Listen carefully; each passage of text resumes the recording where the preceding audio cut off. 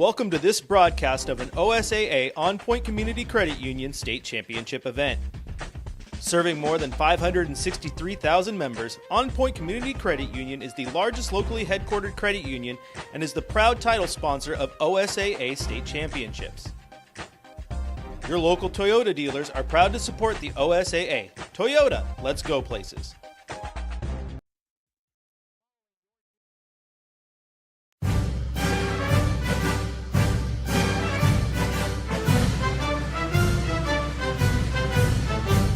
Good evening and welcome to McMinnville High School football on 1260 KLYC. Brought to you by McMinnville S. Schwab, Big Box Returns, Bethany A. Blinn of Edward Jones, Andrew Physical Therapy, Macy & Son, Willamette Valley Medical Center, and Chuck Colvin Ford Nissan. Also by Scott's Automotive, Senior Care, At-Home Mattresses, Kevin Gephardt of Edward Jones McMinnville, and Mac and Pack Shipping. And now, the voices of the McMinnville Grizzlies, Brian Erickson and Jeff Ivey. And welcome to Sandy High School as we are here for playoff action here at the OSAA State Championships. Jeff, should be a fun night here tonight as we have got the Grizzlies who are on the road tonight taking on the Sandy Pioneers. Yeah, Brian, it was a little bit more of a drive than I think we had hoped for tonight on Friday night. But beautiful stadium, never been here before for a football game, and just a nice setting. Nice drive out here tonight. Traffic wasn't horrible, but more importantly, there's a football game here to be played, and McMinnville kind of limping into the football game this week after their heart-wrenching defeat last week at North Salem to kind of put them on the road in this first round of the playoff series. Yeah, it was, Jeff. We've talked a lot about that this week, more than we have most games, because it was a game that really meant a lot. You win the game, you host the playoff game. Yep. And you lose, and you're on the road, and going to go up against a good Sandy Pioneer football team here, Brian, tonight that's, I think, going to look very similar to what we see from the McMinnville team, where they like to run the ball and throw the pass in every once in a while to keep things legitimate, let's say. But, we go back to last week's game. McMinnville dominated every statistical category in the game. They had 18 first downs in that first half. North Salem had none. Wow. They dominated time of possession. 36 minutes to about 12 minutes for North Salem overall. Remember the first quarter. Oh, yeah. North Salem had the ball for 13 seconds, and that was only because of a kickoff return. But there's some good news on the horizon tonight for McMinnville as a key player is going to be back in the ball game tonight for them on the offensive and defensive side of the ball. Yes, he is, and we'll talk about that, and we'll bring you all the insights we got for here on this pregame show. Don't go away. Playoff football here at AM 1260 KLYC, also yamhilltoday.com. Just want to let you know, due to licensing restrictions, this is an audio-only broadcast. So those of you on the radio, you're like, yeah, of course, perfect. On Yamhill Today, you're going to have it. You're going to enjoy the ambiance of the game. So don't go away. We've got a lot coming up, and we'll talk more here on the pregame show. We'll be back after this timeout. Dear fall colors, check out Toyota's crisp, bold lineup. There's the rugged Tacoma, the spacious Highlander, and 4Runners and off-road icon. Color me impressed. Toyota. Visit Toyota.com to learn more. Toyota, let's go places. What's stopping you from going to school and learning new things? Or buying an old car to make it new again? Do you dream about building a business, exploring new places, or even buying your very first home? Whatever you're trying to do, On Point Community Credit Union can help you do it. With low-interest loans, credit cards, business banking, and more. On Point. People are the point. Federally insured by NCUA. Equal housing opportunity. Transitions in life. Sometimes it's difficult. When a loved one leaves us, Macy & Son is there for you. A trusted friend for 5 generations in Yamhill County. At that time, you have lots of questions and you need someone to walk with in every step of the way. Burial or cremation and a myriad of other options, let Macy & Son walk that journey with you. Macy & Son McMinnville. Give them a call, 503-472-6151. Andrew Physical Therapy, Orthopedic and Sports Rehab wants to see you make a full and quick recovery so that you can get back into life and the things that you like to do. Their friendly staff will listen and encourage and guide you through each step of the rehabilitation process. From low back pain to post-surgical rehabilitation after a shoulder surgery or knee replacement, they are here to help. Andrew Physical Therapy, Orthopedic and Sports Rehab. Give them a call at 503-435-1900. And welcome back here to Sandy High School. Brian Erickson along with Jeff Ivey as we are getting ready for the national anthem, and they're going to wait for the Grizzlies to come out on the field. So we've got a few minutes here, Jeff. Let's talk about who's back for McMinnville. Well, it's going to be Bryce Wilson tonight, Brian, and that's very exciting for McMinnville. He sat out the last 2 games, so he's going to bring some hopefully dynamic to the offense and defense and the kicking game. As he is your primary field goal kicker, but just to have a little bit more speed out there could be a good omen for McMinnville if he can stay healthy throughout the whole game. We are not going to see Landon Fay. We saw him on crutches still, so he's probably done for the season. But that's good news for McMinnville. Get some help back on both sides of the football tonight. Let's talk about what they did last week against North Salem. They did some things that were good. They did. They didn't put points when they needed to, but they did some things that were good. Yeah, they outgained North Salem by 2, about 470 yards to 235 or so. Dominated time of possession. Every stat but the one that counts, the one up on the scoreboard when the clock hits double zeros all the way across, as McMinnville now comes out to the field. So that's excellent, as looks like they're going to play the national anthem here shortly. But McMinnville had their chances in that game. Remember, they got out to an early lead, 21-6 or 18, 18-7, and just could not hold on. North Salem played really well last week, played inspired, last home game for a lot of those seniors, and they had, their running back insane, and their wide receiver did a really good job too. So they had McMinnville's number last week. Now we just hope that McMinnville can put that behind them, come into the playoff game, because everybody's 0-0 right now. Oh, yeah. Should be fun. Should be a fun night. Glad you're with us here on AM 1260 KLYC in Yamhill today. Don't go away. We've got the kickoff coming up here after these timeouts. Meeting the needs of not only our team, but our community with kindness and compassion and understanding. We have those moments every day. I think that's probably the coolest part of what I get to do. Treating people with kindness is such an important thing to our hospital. From the moment I show up here to the moment I leave, it is just a collection of big, meaningful moments between the community and staff. Are you looking to spend less and get more on your next vehicle? At Chuck Colvin Ford Nissan, they've got you covered. As McMinnville's premier Ford and Nissan dealership, they offer a wide selection of new and used cars, trucks, and SUVs, all in a stress-free, customer-first environment. Their motto, big enough to serve you, small enough to care, means you'll enjoy the convenience of a large dealership with the personal touch of a local business. Visit Chuck Colvin Ford Nissan at McMinnville today or call 503-376-9650. Chuck Colvin Ford Nissan. If you are looking for a financial advisor located here in McMinnville, Bethany A. Blinn has you covered. She has a holistic approach and understands what is most important to you, using an established process to build personalized strategies and partnering with you throughout your life to help keep you on track. Her investment philosophy is a long-term approach with an emphasis on quality, durability, historical context, and common sense. Give Bethany at Edward Jones a call at 503-472-0555.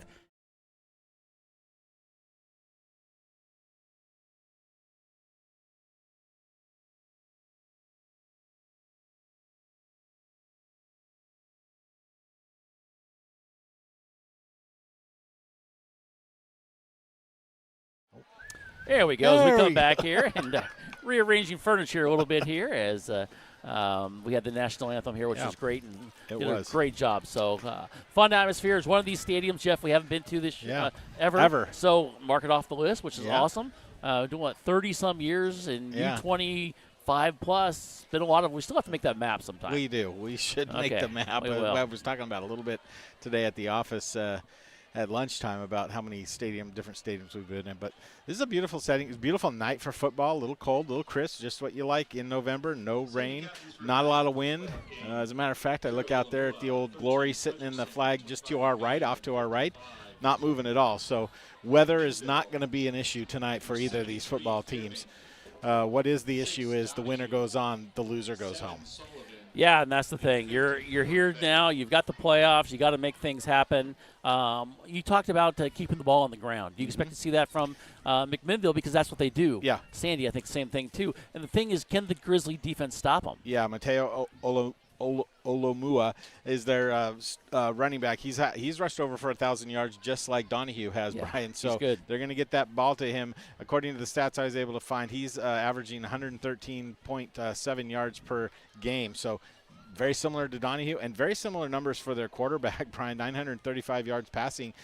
I think Sullivan has like 975. So a very similar type of offensive numbers for these two teams coming in here tonight. Similar records.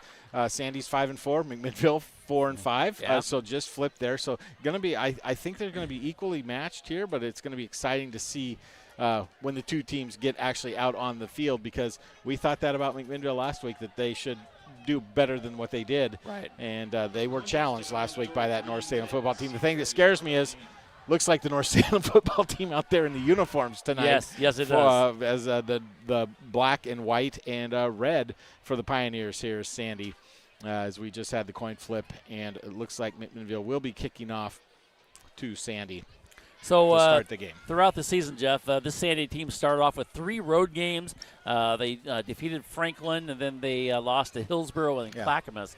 And then Clackamas is taking on your Sprague Olympians tonight, by the way. in Salem. No, they didn't have to drive. Correct. I think Clackamas is gonna maybe have Sprague's number made. We'll see about that. Nelson, they lost to them. They won 61-20 against Gresham, and then they won 49-0 against David Douglas. This is a team, Jeff, that can score some points. They can put up some big points. But you look at their 1 losses, Brian, it's very similar to what McMinnville did. Yeah, you're right. You know, kind of, I don't want to say schizophrenic, but you won some, then you went on, you lost a couple in a row, then you won some, then you lost 1 or 2, then you won some. So it was similar to McMinnville.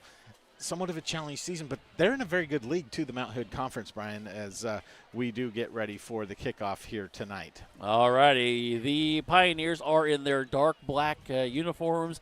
You've got the white lettering, white and red trim, black helmets with the white numbers on the left side.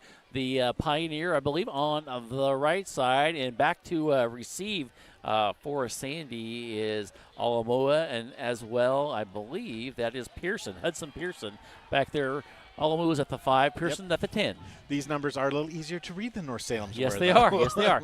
North Salem's were a little bit of a challenge last week. These are nice and easy. Grizzlies are in their white tops, black pants with the red and white stripes, and the combination we haven't seen in a couple weeks anyway. And then interesting, Jeff, I think is because who's kicking off for McMinnville? That is not Bryce Wilson. No, that's Gabe Thiering. And Thiering did all the kicking last week. Yes, he did. All righty, and here we go as Gabe Thiering is getting ready to put a foot in the ball. Grizzlies white helmets as well as we get ready to kick off here from Sandy High School. Glad you are joining us here on AM 1260 KLYC McMinnville and YamHillToday.com. Here is the little pooch kick right down here, taking at the 35 and looking backwards, and then going down is Pearson as he gets taken down about the 37. So it's like Sandy was ready for that one, Jeff. Yep, they were ready, and I think McMinnville did that quite a few times last week because of the bad kickoff coverage that they had against North Salem. So just, don't give them great field position, but don't give them, bad field position. So don't give them a run-back touchdown like we did, right? Yeah, that's exactly right. Okay. So they come to the line here on the 37-yard line, first play of scrimmage in this OSAA playoff football game.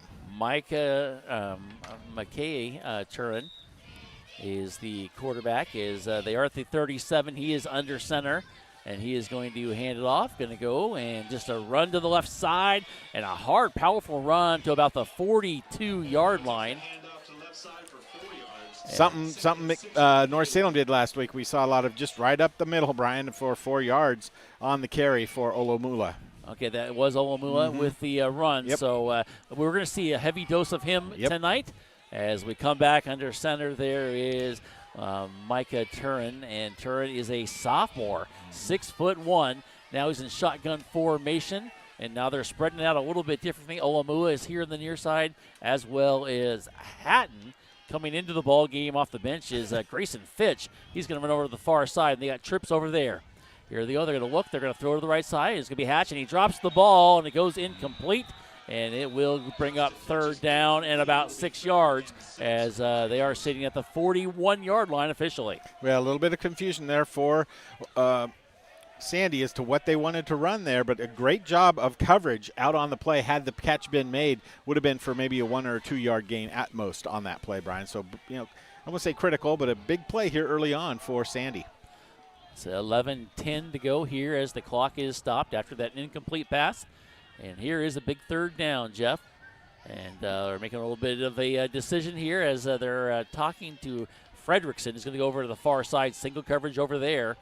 And here we go. His turn. He's going to draw back. He's going to roll to the right, look to the right. Still looking, has a lot of time. Now he's going to wind up, throw. It has a receiver. It is, incomplete. It was in and out of his hands at the 32-yard line. A great route there by Caden McMahon, but could not come down with it. Yeah, that was a long drag route all the way across the field, trying to use some speed there to gain some separation. It was a great throw, just could not come up with the catch on the far sideline. So McMinnville dodges a little bit of a bullet there now as it's 4th and 6 from the 41-yard line. Good defensive stand for McMinnville.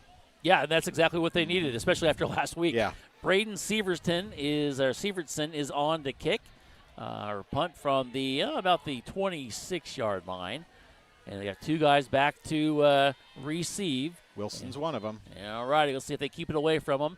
They're going to go, and it's going to be a catch. It's going to be a little dicey. Is that Austin Schoof there? The ball kind of died on him. He kind of lunged for it. He's inside the 26-yard line. That's where the Grizzlies will have it. And with 10:57 to go, let's see what they do, Jeff. They struggled last week throwing the ball. Yeah. Running the ball will probably be the key. Can they get the big blocks there by their big offensive line?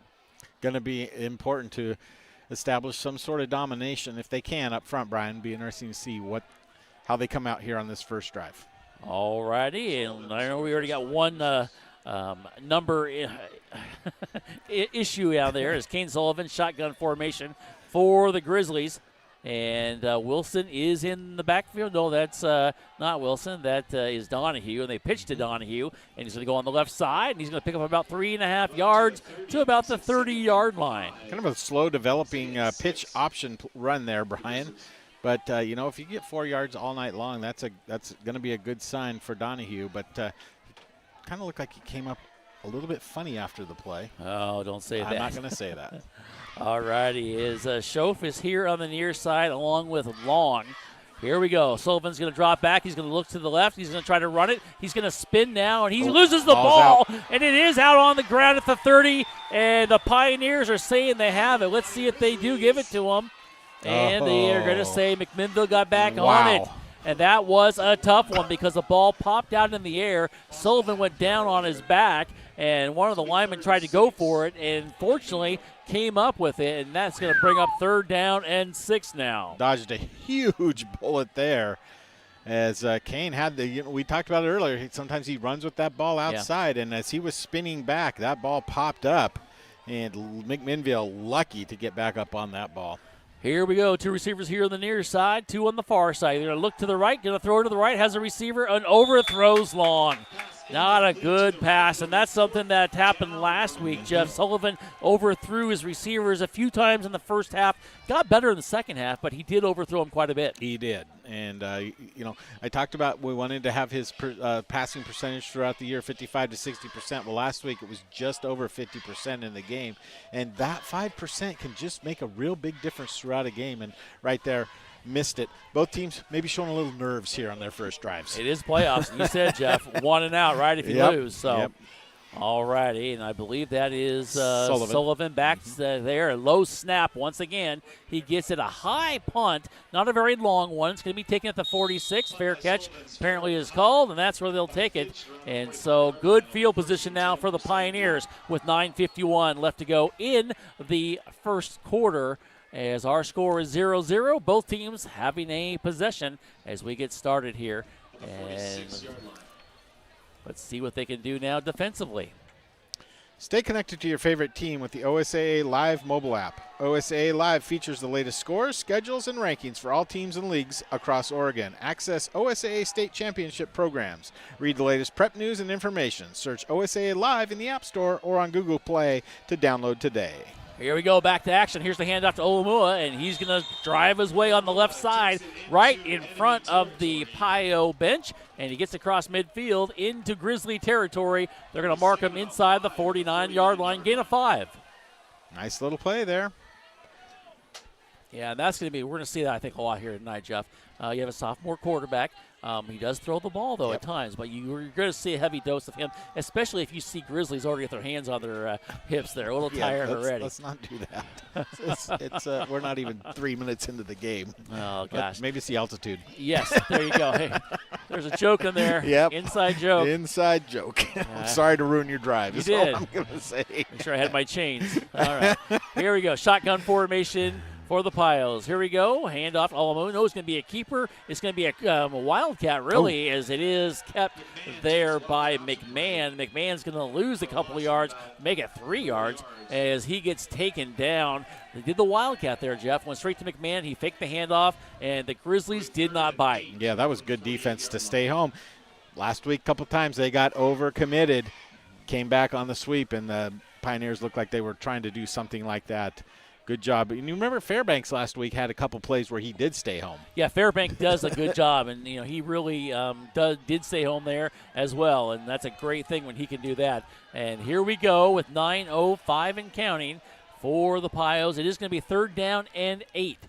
Drop it back, looking, and throws it here, has a receiver, and it is incomplete. And Alamala heard footsteps. Carnahan got there, Jeff, and kind of broke it up there. And no harm, no fouls. The ball just kind of went to the turf. But Carnahan, right place, right time. Carnahan's 6'1".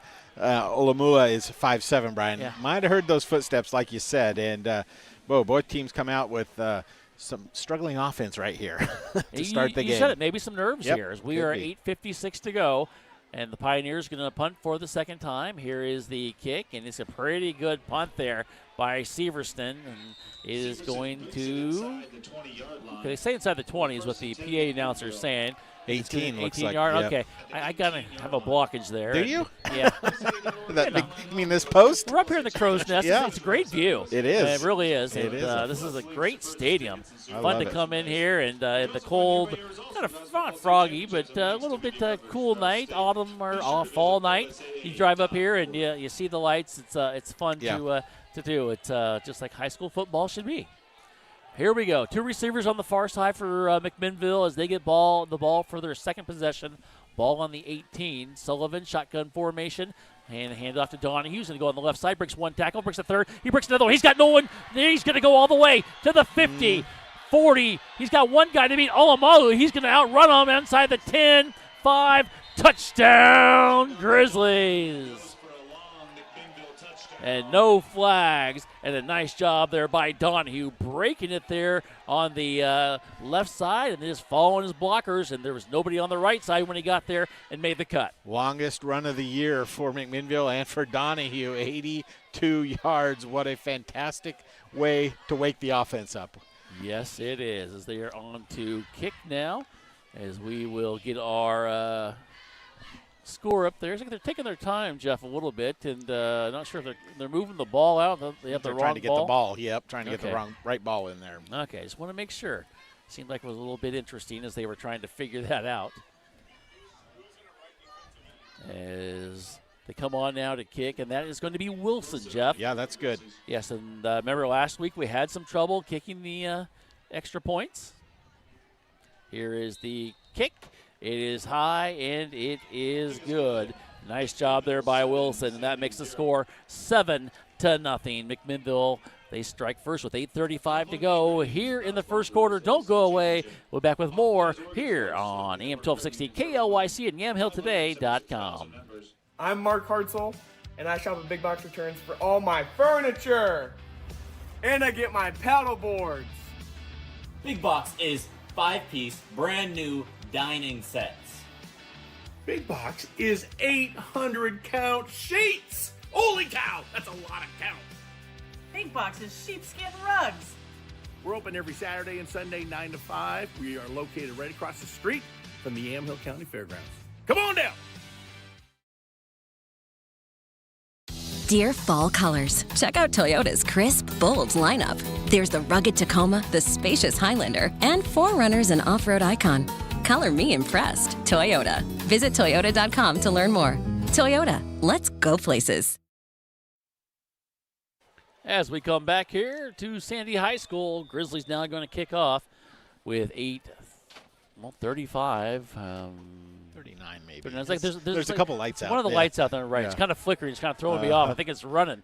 Here we go. Here's going to be a kick. Going to be right down to the right side, I should say. Taking about the 20, 25, 30, and getting to about the 37-yard line. And a pretty decent run back there by Hayden Fitch, the junior. And that's where the Pioneers will start, Jeff, here in the first quarter. Nice for the Grizzlies to get up first. Now, they did this, Yes. last week as well. And, a lot of similarities right now to last week's game. Yeah, and now they need to hold tight here and get the ball back, Brian. That was a one-play, 82-yard drive. Took 13 seconds. Doesn't that sound familiar? Yes, it is. Only it was a kickoff return for North Salem last week that took 13 seconds. So, all righty. A lot of similarities in this game, but always something different as we have seen over the years. Here we go. Under center, Pioneers is going to be a handoff, Almalo, and he's going to go on the left side. He's going to cut it in now. He breaks one tackle, a third tackle actually, and he gets across the 45 down to the 43-yard line.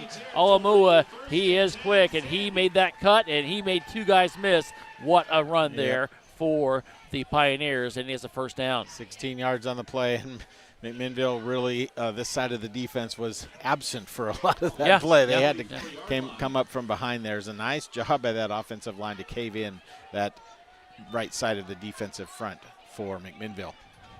Here we go, and as you get Turin going under center, and then you have a guy who's going to do a little fly sweep, going to go on the right side is Richards, and nothing there, Jeff. Good play. You mean defensively, yes. don't you? Yes, the defense did a good job just stringing out. Then Carnahan came in from the linebacker position and kind of cleaned everything up. It's going to be a loss of a 2 on the play for the running back.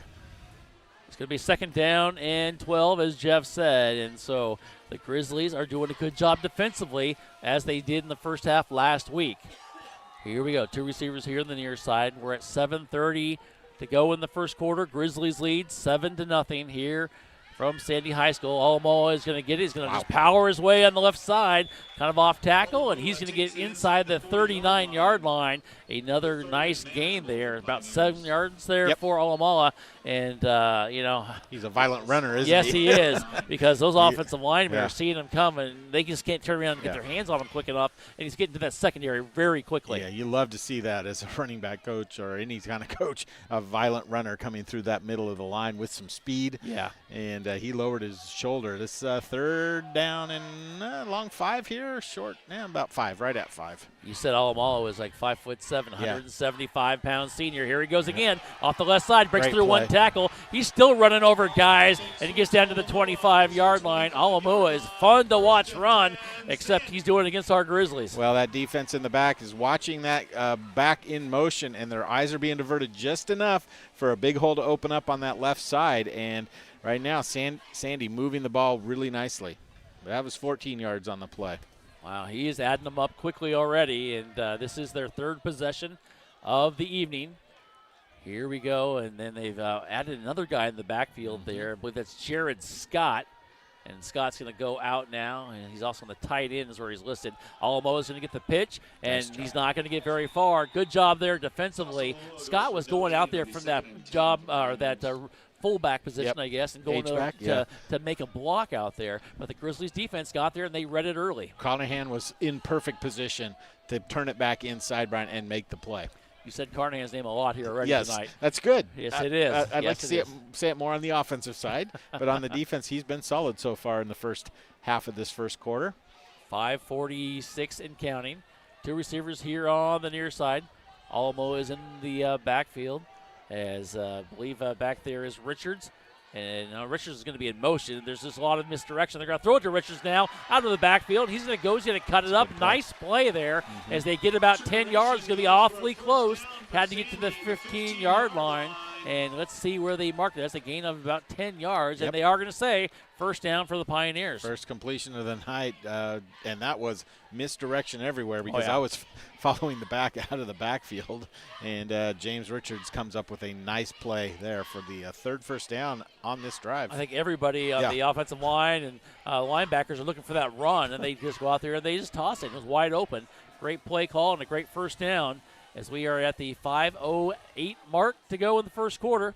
Here we go. Alamo is going to run to the outside now. Going to try to find his blocker. And guess who's going to get there and make the tackle? Mr. Carnahan doing a job and getting there quickly. And Taylor just used his speed.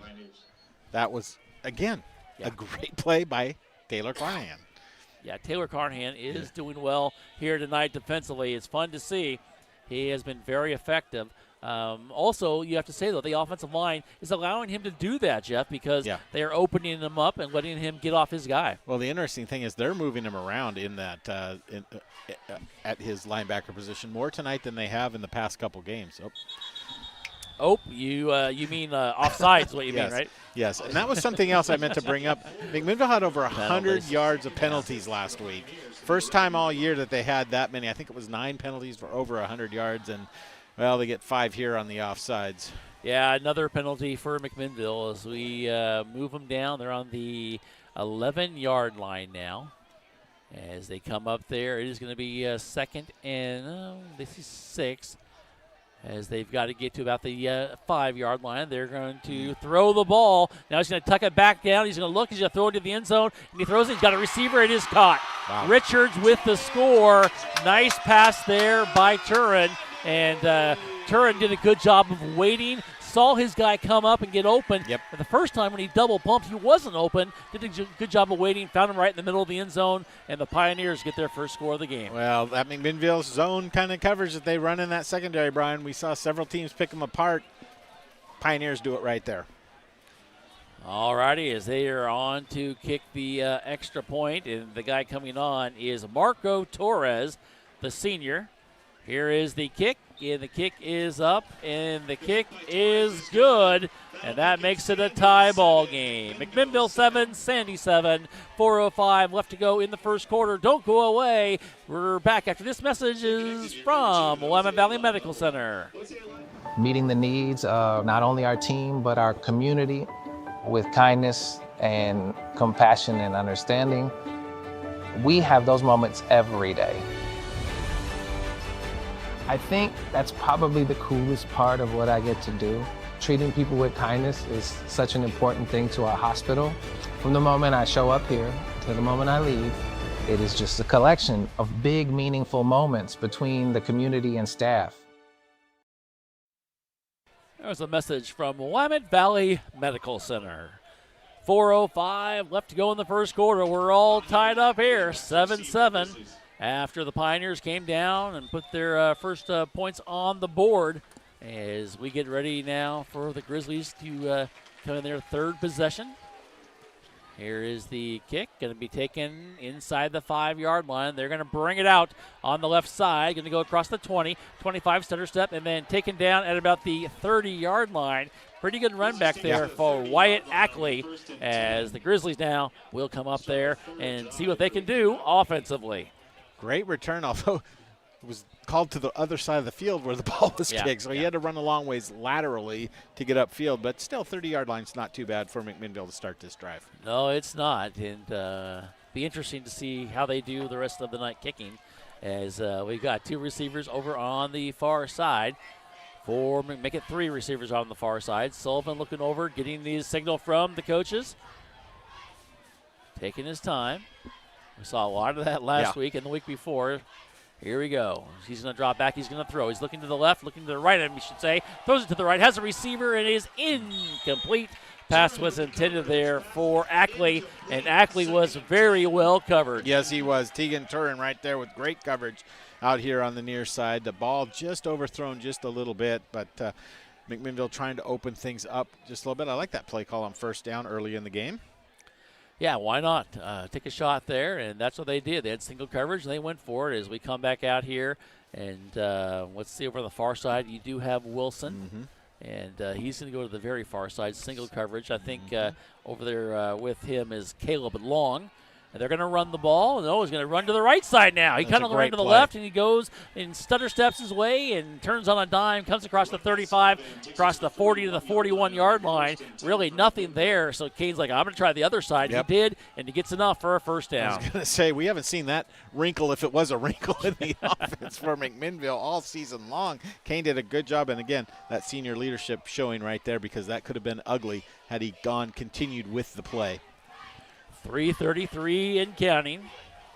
And we got Wilson here on the near side for McMinnville. And here we go. Hand off to Carnahan. Going to try to cut the corner on the left side. And he got maybe a couple yards there, yard and a half there. Good job there by the defense of the Pioneers to get there and take him down as they tried to spread it out and use Carnahan's speed to get to the outside. Donahue just missed a block right there, Brian, to spring something big for Carnahan. And good job by the defense to come up and make the play, holding them to 2. 3 minutes exactly here in the first quarter. We're tied up at 7. McMinnville now 2nd down and 8.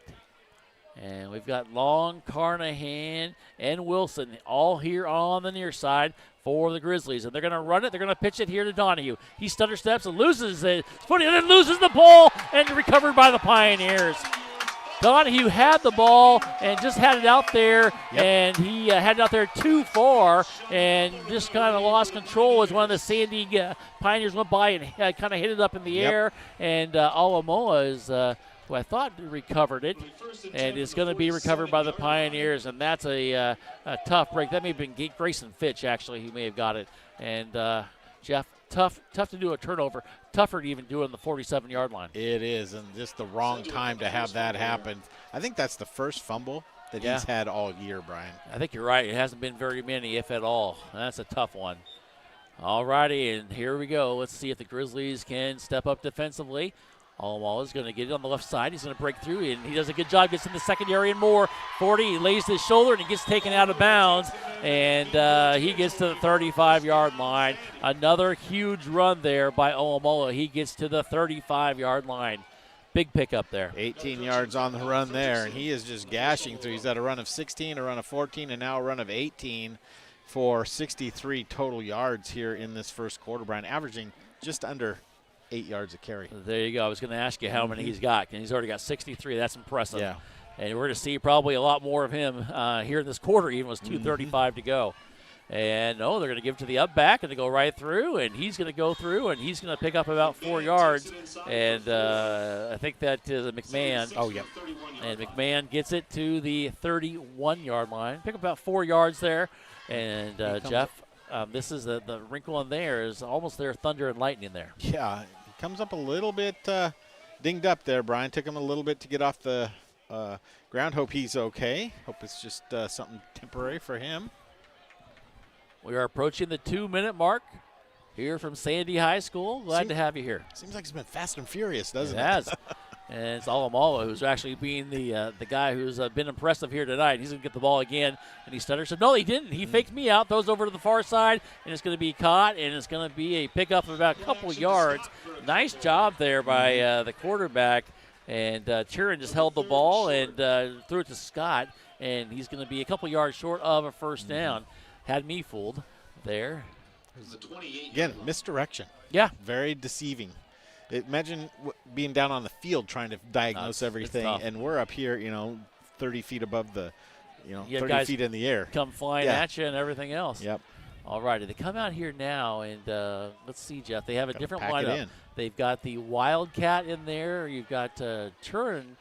He's on the sidelines. There's movement there, no call, and they're going to hand off a little sweep, and then going down there. And Jeff said, nice play back at the 29-yard line. And Jeff, hopefully you caught the number on making that tackle. That was Wyatt Ackley. Yep. Ackley has been so effective here tonight.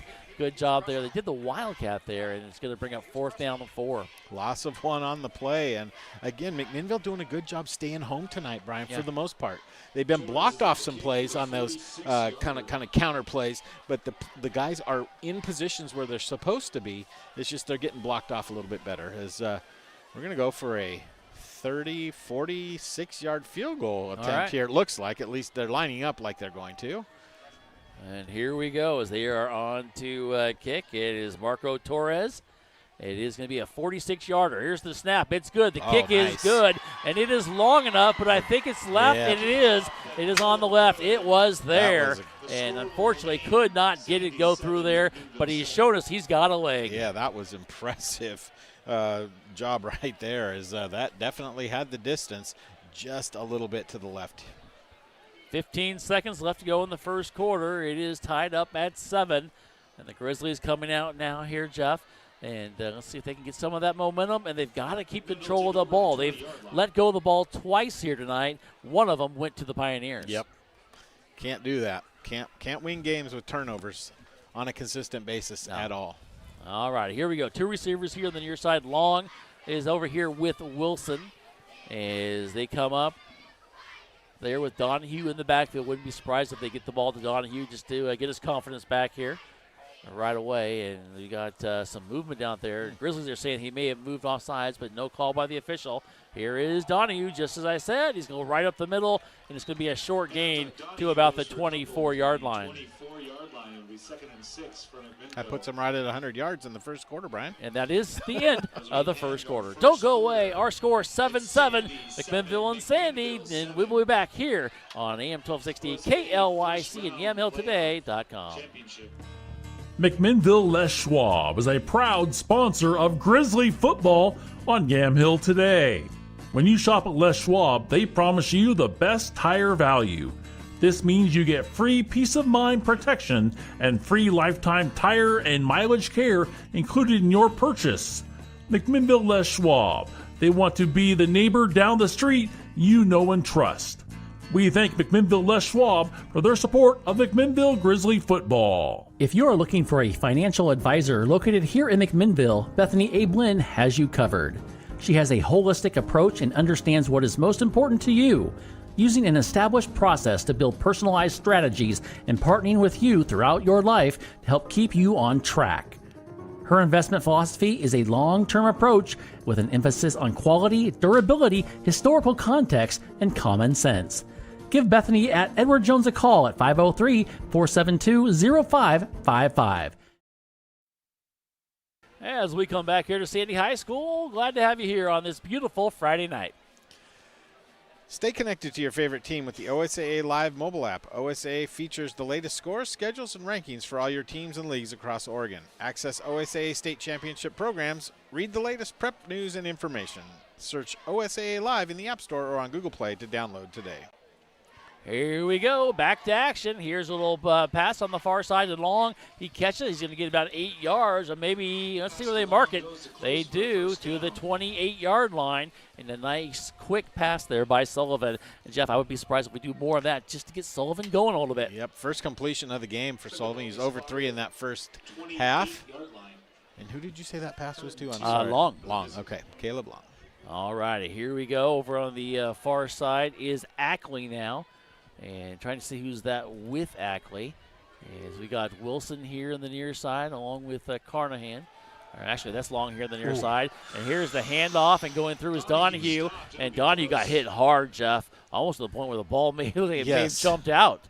And they do say he's going to get a first down, just enough, about 2.5 yards to the 30-yard line. Right on the line to gain there is his momentum pushing through those powerful legs, able to just fall forward enough, Brian, for the first down. As we've just started the second quarter, as we'll get that updated there in just a second on the screen for those of you who are watching and back at home. And here we go, shotgun formation, pretty much as always. Sullivan's going to throw it. He throws on the far side. Long catches it, and he's going to get about 5 yards to the 35-yard line of the Pioneers. Quick out there, and something we didn't see too much of last week in that rain down there in Salem. Yeah. But nice timing pattern there by Kane Sullivan to get the ball out on time, and Long to make the reception. Nice crowd here for the Grizzlies over on the far side. Glad to have you. And a lot of them made the trip down here. Yes. So good to see. You see a couple of them waving. They're listening, got their radios on. So it's a good thing. You can listen here on AM 1260 KLYC, also on KLYC online as well. As ask your smart speaker to play it. Donahue gets the handoff, and he is going to be stuck in the backfield. Good job there defensively. And Tegan Turin, who was the first guy to hit him, and it's going to be a loss of 4 back to the 31-yard line. It's almost like the offensive line forgot to block out that play behind. Everybody on the defense went through the gaps and were in the backfield very, very quickly for the Pioneers. Brings up third and 9 now. And passing situation here for Sullivan. Donahue is in the backfield with him, and he's going to throw it. He looks to the right, steps up, he double pumps, throws across the field, has a receiver. It's Wilson. He catches it. Great route there by Bryce as he gets it to the 41. Had to only go to the 40. Yep, great job. Wilson knew right where he needed to get to and got there and picked up 11 and continue the drive for McMinnville. Nice play there. 10-10 to go in the second quarter. We're all tied up at 7 here in the OSAA playoff game here in the Columbia Cup. And glad to have you here on this Friday night as the Grizzlies and the Pioneers here in action. Sullivan, shotgun formation, and they show a blitz. They go. Sullivan's got to get out of it. He's not going to. Great job there. They came in, blitz, and made the play. And coming in there is Caden McMahon with the tackle and the blitz and a loss of 6 yards. Yeah, well, you remember, so many weeks ago down in Lebanon, there were some defensive guys along the front that were giving that offensive line some fits. Well, starting to give some fits right now by the Pioneers. A great play on defense by them. Yes, it was. They did lose 6 yards. It's now 2nd and 16, 9:18 and counting. We've got trips here on the near side for the Grizzlies. And Sullivan's going to look, double post, throws across the middle to Long, and he is down at the 41-yard line. Pick up about 6 yards back to the original line of scrimmage, and Long tried to make the cut, but he stabilized himself, caught the ball, and then went down to a knee to down it. His 4th reception on the night, Brian. All 4 completed, 4 of the 5 completions by Kane Sullivan have been to Caleb Long so far. All in this quarter, too, right? Yes. All righty. Shotgun formation. Trips here on the far side. Sullivan's going to roll to the right. Looking. Throws across his body. Incomplete. And guess who we tried to throw it to? Yep. Mr. Long. It is incomplete. It's going to be 4th down now for McMinnville. And they will be punting, I'm sure. And Sullivan is back to do that. And here comes the punt team. That's where Sullivan needed to slow down just a little bit because Long had come wide open and a little bit less of a gun on that ball, and that might have been a 1st down for McMinnville. And that's something about, I think, if you look at his stats in the second half, he seems to do better because I think he gets a little bit more, a little bit tired, a little bit relaxed, a little bit into the game a little more. Exactly. And so it's tough, but especially the playoff game as well. All righty, here we go. Sullivan back at the 27-yard line. And here is the snap. It's just a wobbly one. He still got it, though. Kicks it off pretty high. Roundabout kick. Going to be taken at about the 25. Goes across the 30, 35. Got some wheels. Gets across midfield. Stutter step stops, and they've got to get him down. They can't. They finally do it at the 43-yard line. Wow, deceptively quick there was Richards. Got the ball and just kind of ran up the sideline. Had some blocks, and he gets a huge, huge return. He comes up limping a little bit. Do we have a flag out here? I don't know. It looks like you might have. Yep, Do you see it? I don't see it, but I see the officials indicating a hold on the return. So going to negate a really good field position with pretty good field position. I still don't see the flag, though, Jeff. They may have picked it up already. They may have, but I saw the... There it is. No, that's the T or something else. Kicking. Yeah, no, it wouldn't be the T. It'd be something. So they are going to say it, and they go down there. And it's interesting, Coach Josh Dill is not happy about that, and he's going to have a word there with the official and clarify it. But here we go, Jeff, defensively. Can they get a stop here with 8:27 to go? Tie ball game. Here we go. Single coverage here on the near side. Now they're going to lay off there. Let's see if they see that. They do, and they're going to hand it off in the backfield. Alamola is going to go forward, passes or rides, and the ball is up, and they're going to say it popped out, and they're going to say he is down. And the Grizzlies are trying to plead their case to no avail, though, coming up with this Bradley Thompson.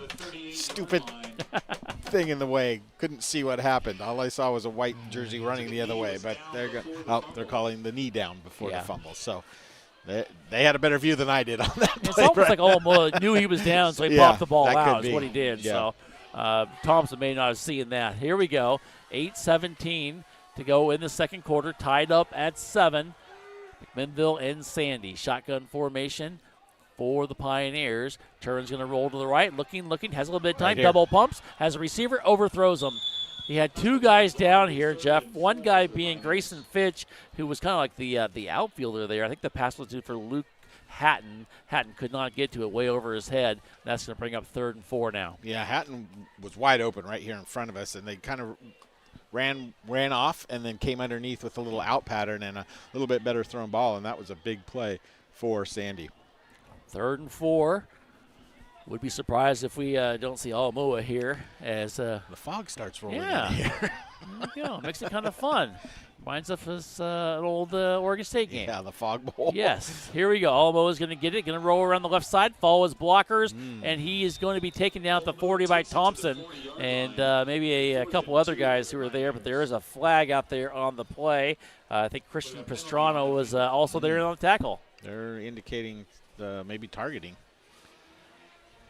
See, the officials are talking. It is a personal foul. Face mask against McMinnville. And that's huge. Yep. Yep. Instead of being 4th and 3 or 2, it's an automatic first down on the play for McMinnville. Against McMinnville. You know what I said during the break, right? Yes. Let's not do that. Yeah, exactly. I'll give myself up. I talked about we haven't really seen any flags out there. Yeah. We've seen 3 now. To start this drive. Exactly. 7:50 to go in the second quarter. We're tied up at 7. Don't say lightning, please. Didn't even think it.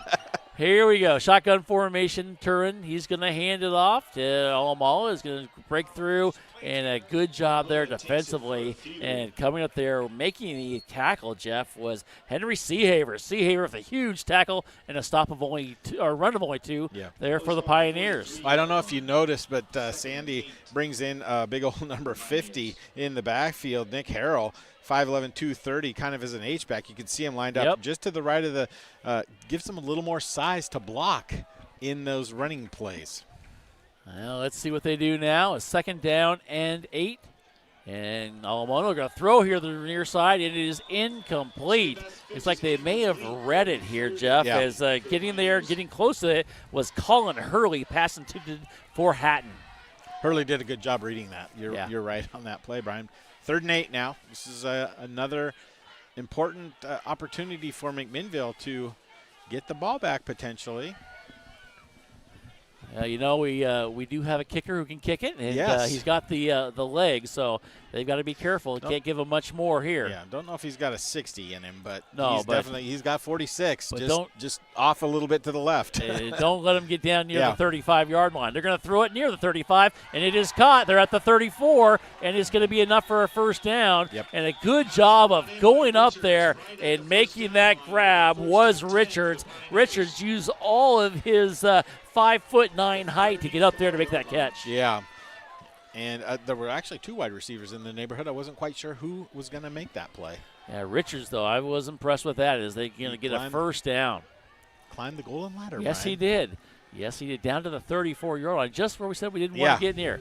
All right, let's see if the Grizzly defense can come up with a stop. We're at 6:40 and counting. Nope, we get a timeout here. And we do have a timeout? By Mr. Dill. All righty, we'll go ahead and take the timeout as well. 7-7 is our score.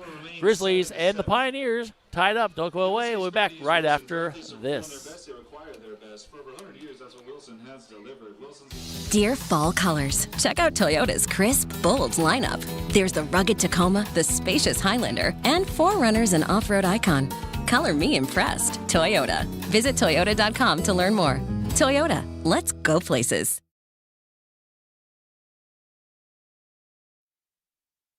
The title sponsor of the OSAA State Championship, On Point does everything it can to help our team and the community get ahead. On Point delivers the local banking and lending its members need to reach their goals and make more possible.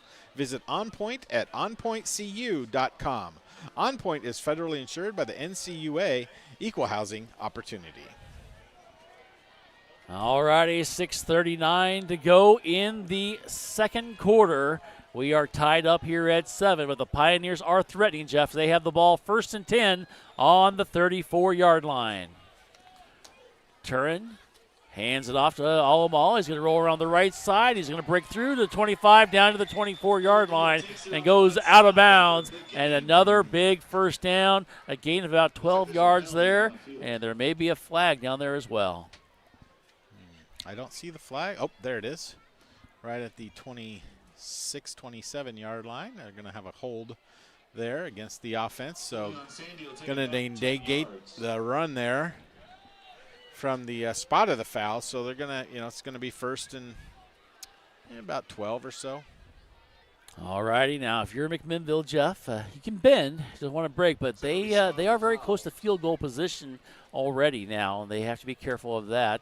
They are going to move it back down to the 36-yard line. So with 6:35 to go, they do need to come up with a stop here. I'd love to go into the half.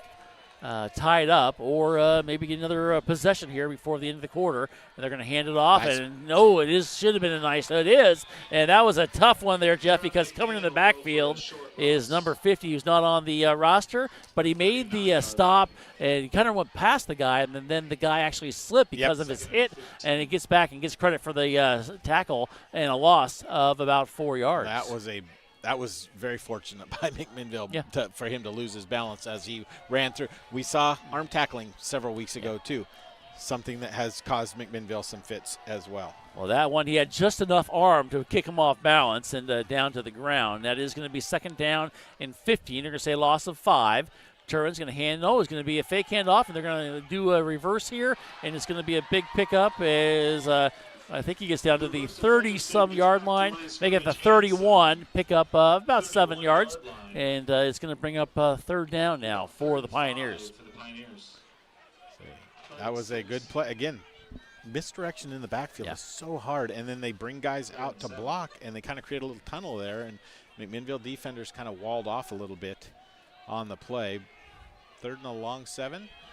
All righty, as they come in here now, shotgun formation, trips over on the far side, stacked as well. And they're going to look to the far side, and he's going to throw it across the middle, and it is tipped once, tipped twice, and tipped a third time. Almost picked off on the far side. Tipping the ball in the air was Schoaf, and then almost coming with it was Hurley. And, the receiver also got a hand on as well. 3 different guys had a chance to make that catch there. We're going to go for another field goal here. We're going to put the ball down about the 38-yard line, so a 48-yarder here. He does have the leg. We saw that last time as he comes on to see if he can put it through. This time Marco Torres is kicking to the other end zone. Here he goes. Here is the snap. It's good, puts it down, he gets a good foot into it, and it's going to be left, and it's going to be short as well. And that will be a stop for McMinnville. 5:06 left to go in the second quarter. We're tied up at 7. Don't go away. We'll be back with more here on AM 1260 and YamhillToday.com. What's stopping you from going to school and learning new things? Or buying an old car to make it new again?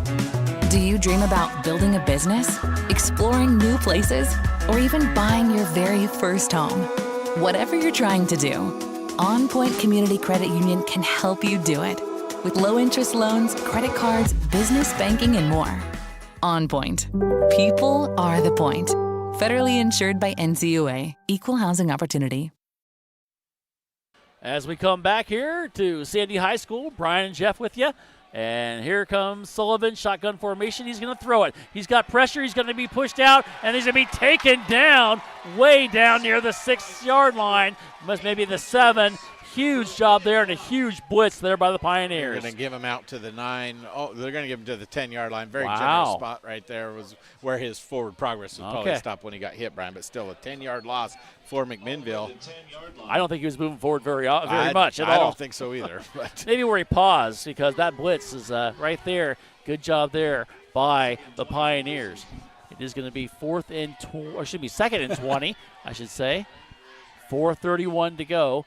And here we go. Going to hand it off to Donahue, and he's going to go forward and maybe a little gain. Gets across the 7, make it the 8-yard line. And going to bring up third down and long for McMinnville. Actually out to the 13 on that play, Brian. but just 3 yards, so not a big gain. Donahue now at 101 on the yardage. Kind of slowed down, though, here. Yes, he has. I think he started with the 82-yard yes, he run. did. I was just going to say. On his second run. You can see more than I can, Jeff. We're down to 3:52 left to go. Shotgun formation. Here we go. They're going to do a draw play. Donahue goes to the far side, goes across the 20, the 25, the 30, and he's going to get a first down to the 34-yard line. You remember that draw play last week, Brian? Third and 40 from the 45, and he got down to the 3. Yeah. Big play there again for Donahue. Clear out to the 34. You saw more of it than I did. I saw it start, and I saw it end is all I saw. And the important thing is he got the first down as 3:30 to go here in the second quarter. Tied up at 7. And you remember, that was a new wrinkle, something we had not seen until last week. That is true, and they used it there, and they used it for a first down.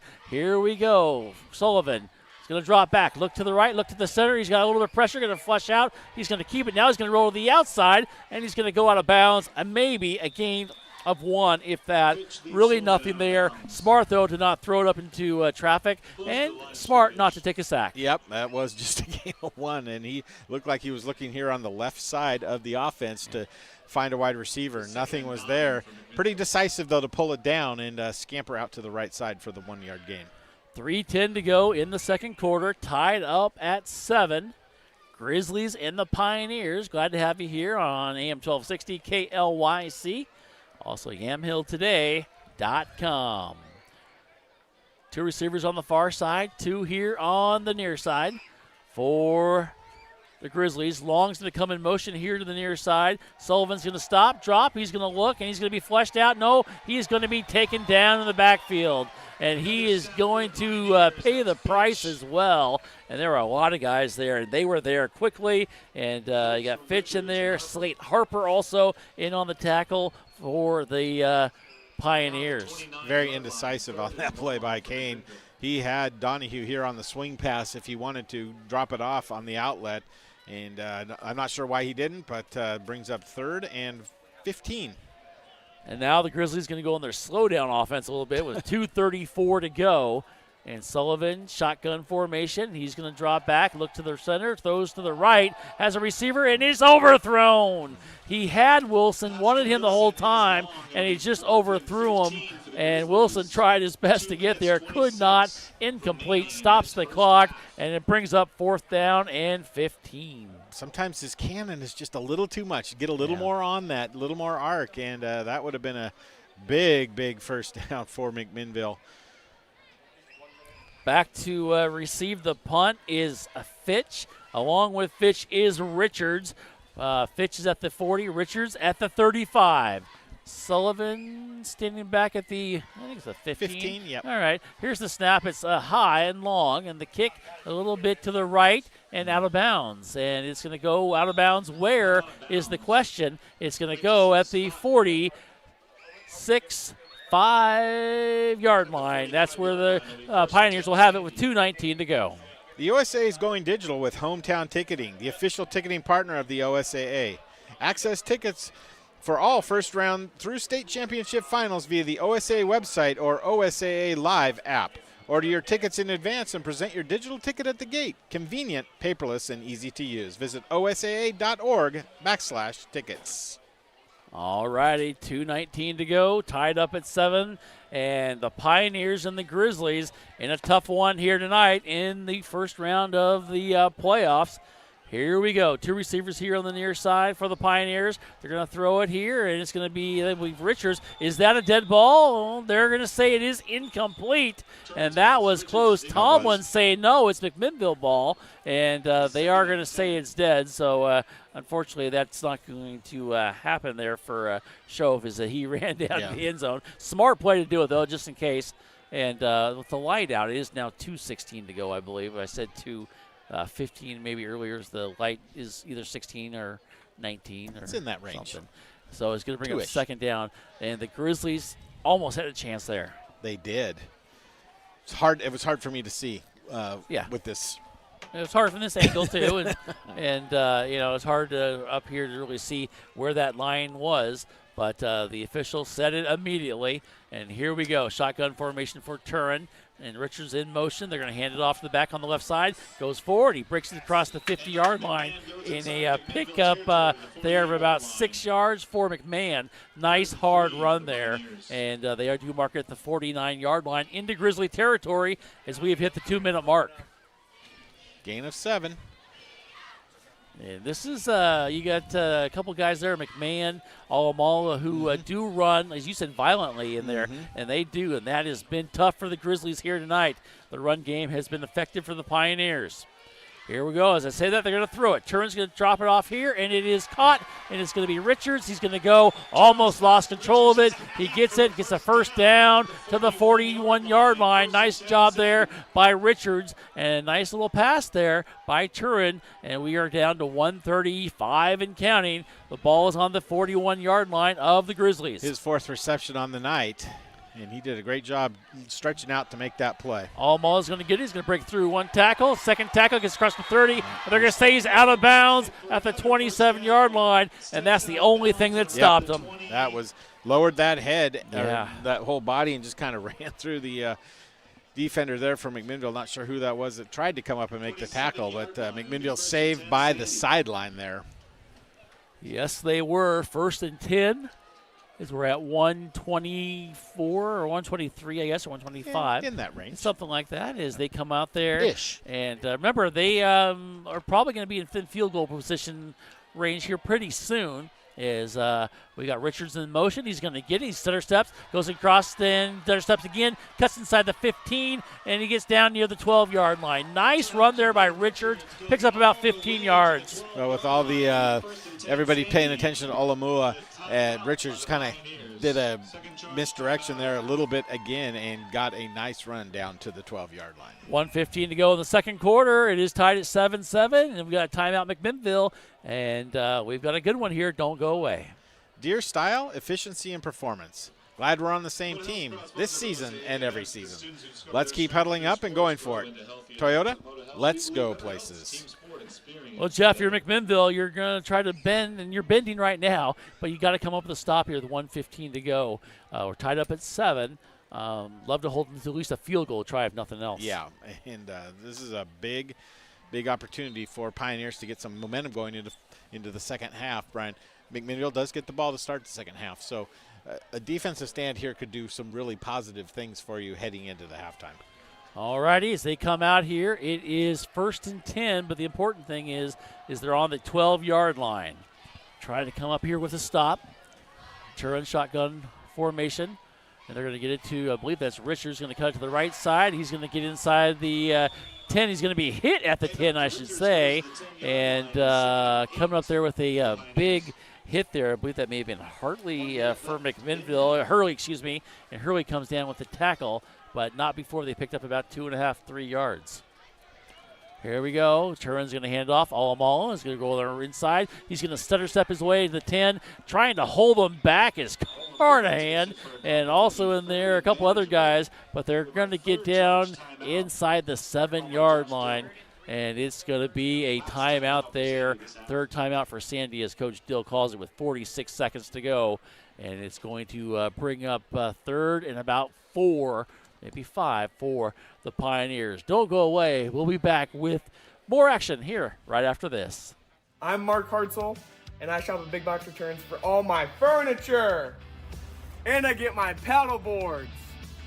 Big Box is 5-piece, brand new dining sets. Big Box is 800 count sheets. Holy cow, that's a lot of count. Big Box is sheepskin rugs. We're open every Saturday and Sunday 9 to 5. We are located right across the street from the Yamhill County Fairgrounds. Come on down. OSAA is your spot for all high school state championship coverage. From news, stories, coaches poll, and more, get it all by visiting OSAA today. Go to osaa.org/today. All righty, as we come back to action, Turin, shotgun formation, nobody in the backfield with him. He's going to throw it, steps back, looks to the center, throws to the right. Alamo was his intended target, and it goes incomplete. And he does pay the price after he throws it. and it's going to bring up 4th down now for the Pioneers, and it looks like they will send on Torres to kick the extra point. Well, this or, one's excuse in me, the his field range. goal, I Yeah, should say. this one's in his range. Well, you think? About 20 yards ago, it was in his range. He's going to be placed at the 19-yard line. So they were on the 14-yard line. Or 14. Yeah. It's trying the to see. post. I'm I know. trying to see. I'm not saying you're calling it wrong. It's the I post, know, man. I am. But it's 14-yard line. It'll be a 24-yard attempt for Torres. Here is the snap. It's good. The placement's good. The kick is long enough, and the kick is no good. Boy. It's to the right, and it's going to be no good. And the Grizzlies will take it with 40 seconds to go. Wow. That's just unfortunate right there. It looked like the ball was starting to try to come back in, but it stayed outside those goalposts. And with 40, you think that's 46 or 40? Don't know. The lights are out just in the right spot. So I would go with 46. Okay, I'm going to go 46. All right, so now McMinnville has it, Jeff. They've got 3 timeouts, I do believe. Yeah. However, though, they're on the 20-yard line. They got 80 yards to go. Do you try to maybe break something, or do you know you're going to get the ball in the second half and just go out of here with the tie at halftime? Here. And there's a bad snap, and they throw it over the far side. But Wilson's going to come up with it, and that was a disaster waiting to happen. But Wilson comes up with 7, make it a 6-yard gain to the 26-yard line. It was a high snap, and then a bad throw, and Wilson came down with it, even though it was thrown over his head, and he still got 6 yards. Kind of crazy. That was a crazy, crazy play, but nice to see Wilson back out there making the play. It is. However, I'm a little worried as we do get another timeout from the Grizzlies. 32 seconds to go because they still have, about 73 yards to go in there. Do you want to take a chance, too? You've also had 2 turnovers here tonight. Again, Trying to pop something, I think, is what McMinnville is trying to do there. If you can get Wilson out there, pop something off long, then you got a chance. I got a feeling you're going to maybe run the ball here with Donahue, some sort of play out of the backfield. They actually moved the ball up to the 27-yard line. Okay, well, there you go. As they are going to break the huddle, it is going to be so common. 2nd down and 3. As Sullivan's going to have Donahue back there in the backfield with him. Trips over on the far side. As here we go. They are showing a possible blitz here on the near side. They're going to back off, though. And here comes Sullivan. They do blitz, however, on the far side. Here he goes. He's going to be taken down. They showed it. They did it. They got him. Fitch with the tackle in the backfield. A loss of about 3 yards on the sack. And it's going to bring up 3rd down back at the 24-yard line. And now McMinnville will be happy just to let the clock run out. Yep, I think, again, that was one of those, if you hit something big, then you'll call a timeout. But with the sack, there's no reason to snap the ball here in the second quarter again. What an interesting first half we have, Jeff. And we are here at halftime. It is 7-7, all tied up here from Sandy High School. And if you're McMinnville, you have to be happy with your defense. But your offense has some work to do. They do have some work to do for sure. It's going to be important now to come out, make some adjustments, and see if you can get that offense rolling. Take away the one play for McMinnville of 82-yard runs. They only have 70 yards of offense in that first half, Brian. Wow, and that's why we're tied up at 7, and we'll go over some stuff. We'll go over some stats as well and try to bring you some other scores from around the state here in the first round of the state playoffs. We're tied here from Sandy High School, 7-7, McMinnville Sandy. Don't go away. We'll be back after these timeouts. If you are looking for a financial advisor located here in McMinnville, Bethany A. Blinn has you covered. She has a holistic approach and understands what is most important to you, using an established process to build personalized strategies and partnering with you throughout your life to help keep you on track. Her investment philosophy is a long-term approach with an emphasis on quality, durability, historical context, and common sense. Give Bethany at Edward Jones a call at 503-472-0555. Transitions in life. Sometimes it's difficult. When a loved one leaves us, Macy & Son is there for you, a trusted friend for 5 generations in Yamhill County. At that time, you have lots of questions and you need someone to walk with in every step of the way. Burial or cremation and a myriad of other options, let Macy & Son walk that journey with you. Macy & Son McMinnville. Give them a call 503-472-6151. Andrew Physical Therapy, Orthopedic and Sports Rehab wants to see you make a full and quick recovery so that you can get back into life and the things that you like to do. Their friendly staff will listen and encourage and guide you through each step of the rehabilitation process, from low back pain to post-surgical rehabilitation after a shoulder surgery or knee replacement. They are here to help. Andrew Physical Therapy, Orthopedic and Sports Rehab. Give them a call at 503-435-1900.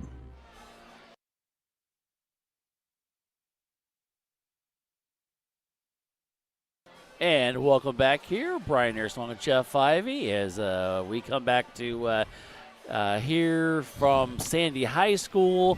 The chill setting in a little bit, Jeff. My hands are cold. Yeah, it's a little chilly here.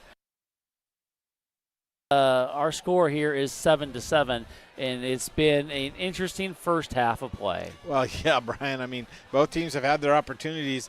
Sandy's missed 3 field goals. Now, they weren't gimmies, 46, 48, and then a 24-yard attempt, which kind of is a gimme, but even in high school, maybe not. But the long ones, certainly the 46-yarder had the distance. It was just off to the left. The 48-yarder came up about 3 or 4 yards short of the end line and to the left of the goalposts. But kind of puts something into your mind as a coaching staff to think, okay, they get inside the 30, 25-yard line, they got a chance. So we got to be mindful of that in the second half coming out of the halftime. But, McMinnville did some good things in that first half. Better things this first half than they did last first half against North Salem. Right. They stayed out of those lots of third and longs. There were a couple because of some sacks that Kane Sullivan ultimately took. But Donahue up over 100 yards in that first half rushing the ball. Brian, he had a good first half. Touchdown, of course, the only points up on the board for McMinnville. Good to see Wilson back in there for McMinnville. Has a couple catches in that first half. So they're doing some things that are good, but they need to clean up some things. And blocking, the offensive line needs to do a better job of blocking in this second half. Yeah, you talked about it. You got to watch out for the field goal. Yeah. When's the last time we've had 3 field goals missed in the first half? When's the last time we had 3 field goals I was going to say in a game. In a game? I don't remember. It's a long time for sure, but it's a nice weapon to have and something, again, that puts a little fear into the far side coaching because in a close game, you don't have to go all the way to the end zone to get a touchdown. Right. You can maybe get down to the 20-yard line and know we got a chance with our kicker. Just be a little bit more accurate, and it is playoffs. You got those little bit of nerves that are running through the bones on a little bit of a chilly night, but a perfect weather other than the temperature. Had a little fog roll in a little earlier. Now it's gone. I'm ready for the snow, though. Well, are you? Because you don't have your chains with you. Yeah, make me nervous all the way up here. Like, how close is it to the mountain? Am I really? Okay. Yeah, you're about 25, 30 miles still. But anyways, you start heading up. It's, anyhow, I think it's going to be fine. But Kane Sullivan just coming off the sideline here, heading back into the locker room. So I hope nothing's wrong with him as the team has already been off the field for 5 minutes. Not sure what he was doing over there, but looks to be walking okay. We hope everything's all right there. Maybe he's just getting a little taped up because he did take some hits there late in that second half or second quarter of play. Wouldn't be surprised to see a lot more blitzing in the second half, especially in a tie ball game or if by chance they go ahead and take the lead because it's been very effective for them. It has, and Kane has gotten a little bit of the happy feet that he sees every once in a while. He's missed a couple of wide open receivers, but he has completed 6 of 10 passes in that first half. So 60% is doing good. It's right where, I want him in that 55-60% range, and if he can keep that up in the second half, good things can bode for McMinnville. All righty, we've got more of the halftime show coming up. Our score is still 7-7. We're all tied up here from Sandy High School. The Grizzlies and the Pioneers. We'll try to get some scores for you and track them down here from around the state. But the most important one is this one here, and it is 7-7. You're listening to AM 1260 KLYC McMinnville, and also listen to the game here tonight on yamhilltoday.com. Don't go away. Here's a message from Willamette Valley Medical Center. Meeting the needs of not only our team, but our community with kindness and compassion and understanding. We have those moments every day. I think that's probably the coolest part of what I get to do. Treating people with kindness is such an important thing to our hospital. From the moment I show up here to the moment I leave, it is just a collection of big, meaningful moments between the community and staff. Are you looking to spend less and get more on your next vehicle? At Chuck Colvin Ford Nissan, they've got you covered. As McMinnville's premier Ford and Nissan dealership, they offer a wide selection of new and used cars, trucks, and SUVs, all in a stress-free, customer-first environment. Their motto, big enough to serve you, small enough to care, means you'll enjoy the convenience of a large dealership with the personal touch of a local business. Visit Chuck Colvin Ford Nissan at McMinnville today or call 503-376-9650. Chuck Colvin Ford Nissan. If you are looking for a financial advisor located here in McMinnville, Bethany A. Blinn has you covered.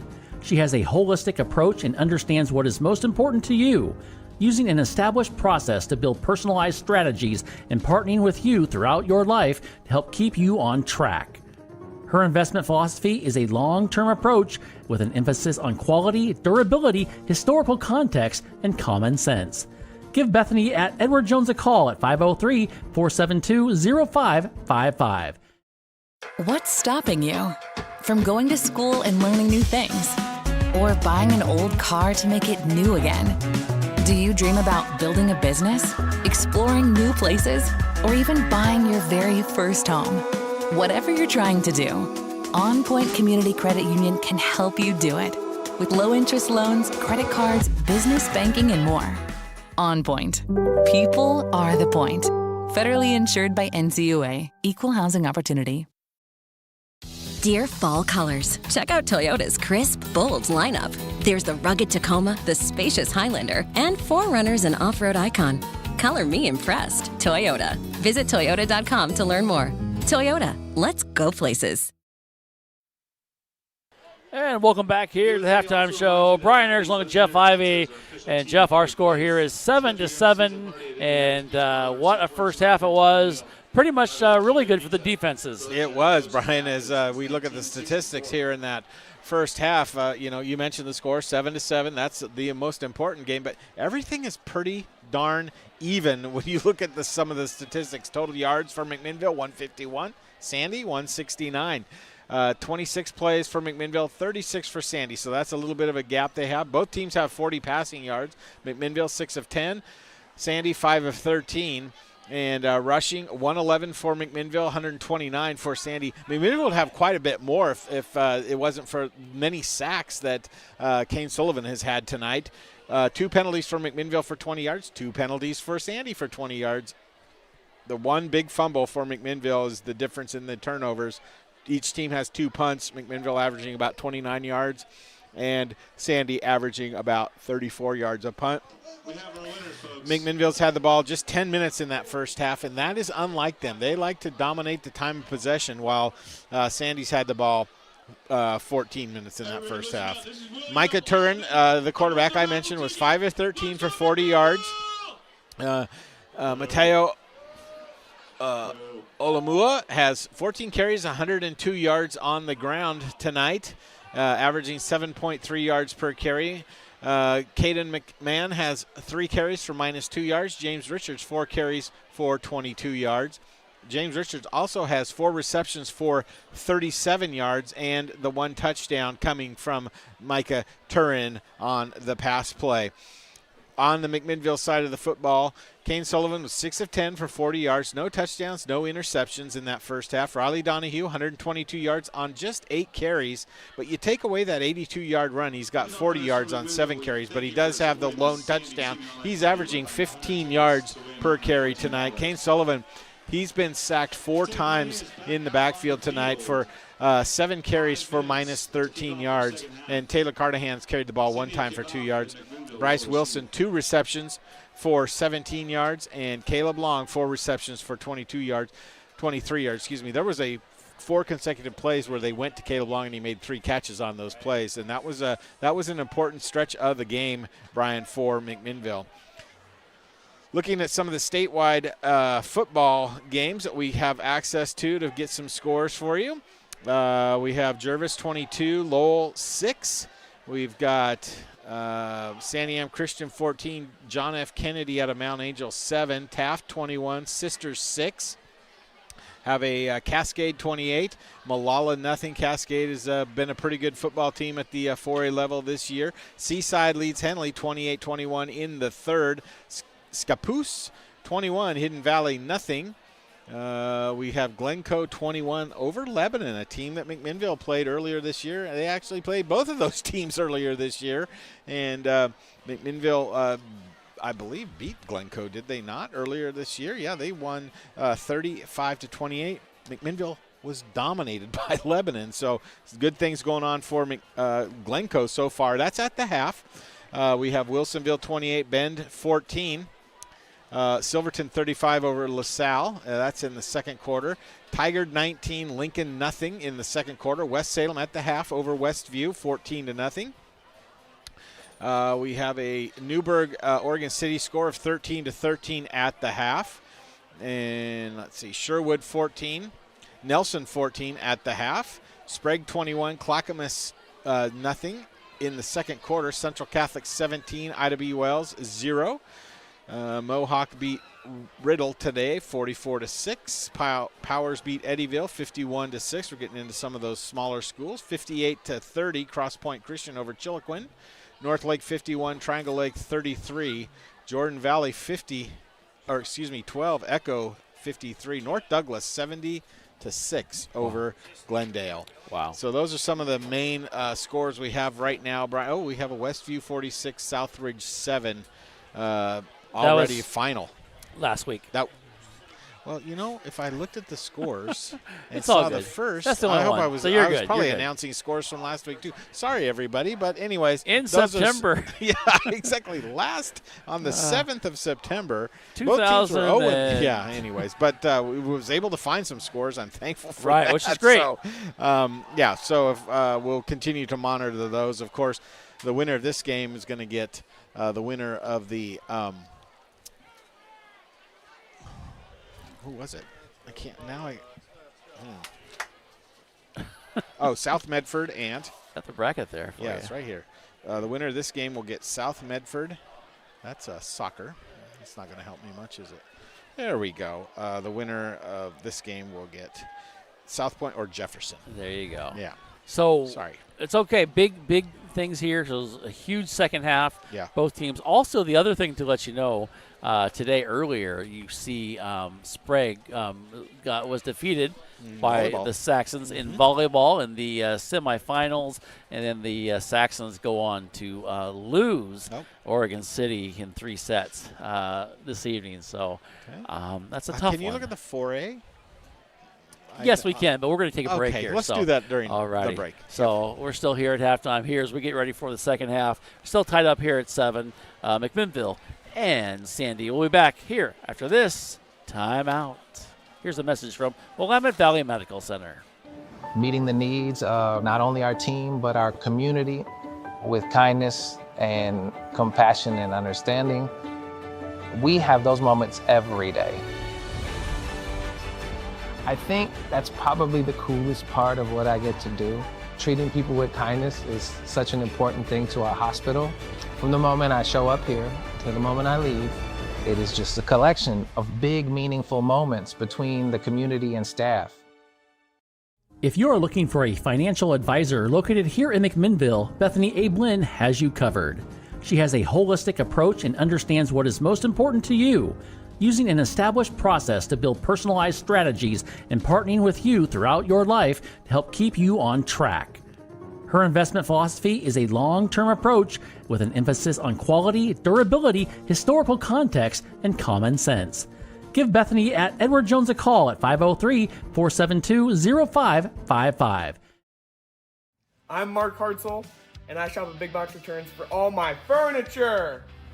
And I get my paddle boards.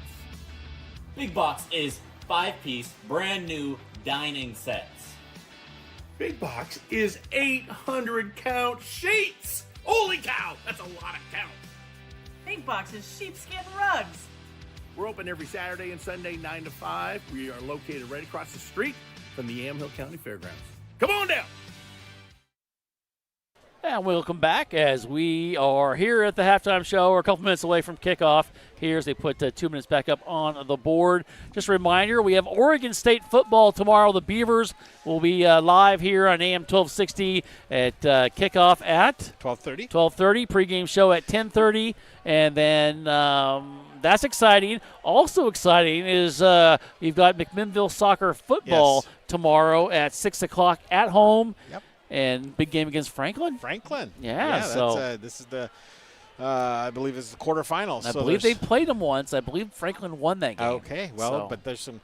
We're gonna be at home tomorrow. I know. It's gonna be at home, so let's see what they can do with some little home cooking there, and see if they can advance to the semifinal round. It's good, always fun to see those teams make the playoffs. Oh, yeah. And even like McNary has done a big run into the playoffs for soccer as well this year, when their football team struggled this year, but it's still, you can get some school spirit going when those other teams can make playoffs. Yes, you can. It makes it fun. We're seeing that at South with the volleyball even, so kind of fun today as we were actually watching the game and saw it during lunch and into a news production class, and the kids were going crazy, which was kind of fun to see. Fun. So, and as we get ready, the officials are coming out here and getting ready to go. You've got one of the players here, kind of.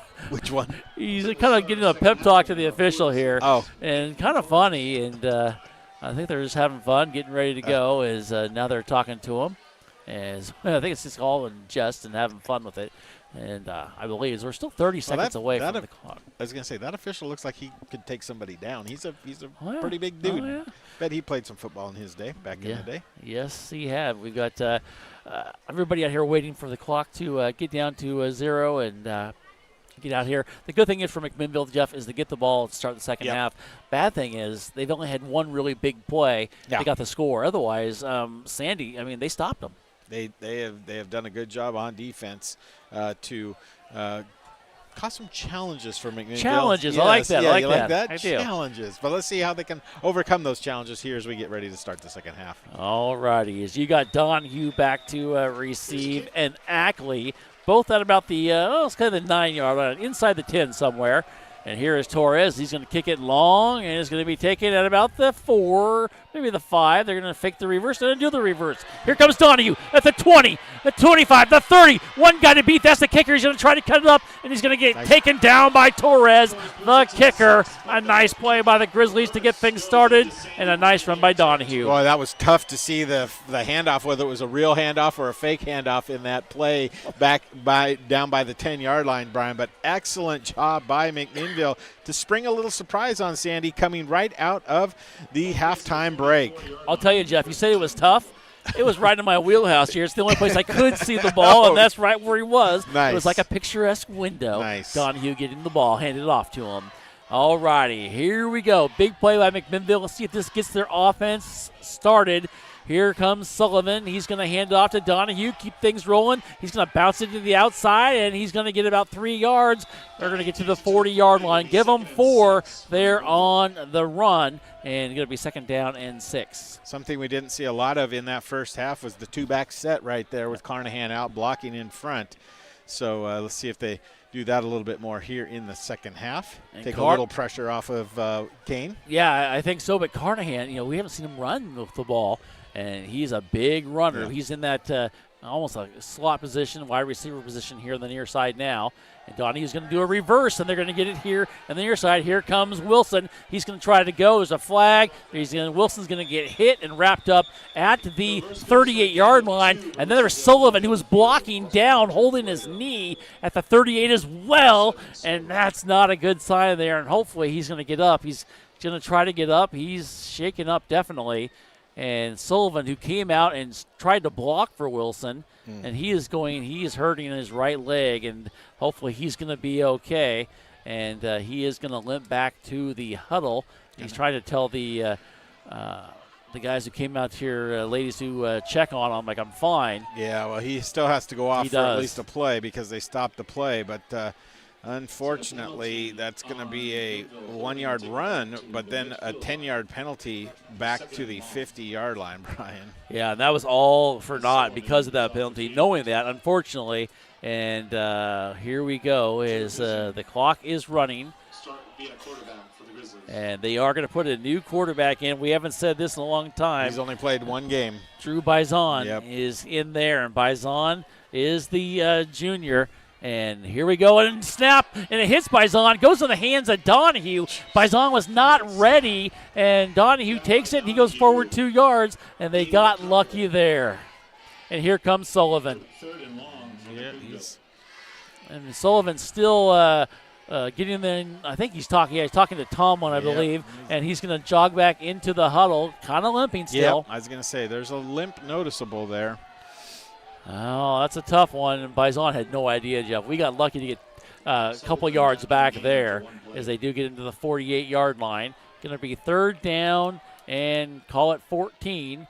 Sullivan drops back. He looks to the right, to the center. He's going to throw it long. He has a receiver. It's Wilson, and it is caught. Wilson, touchdown, Grizzlies.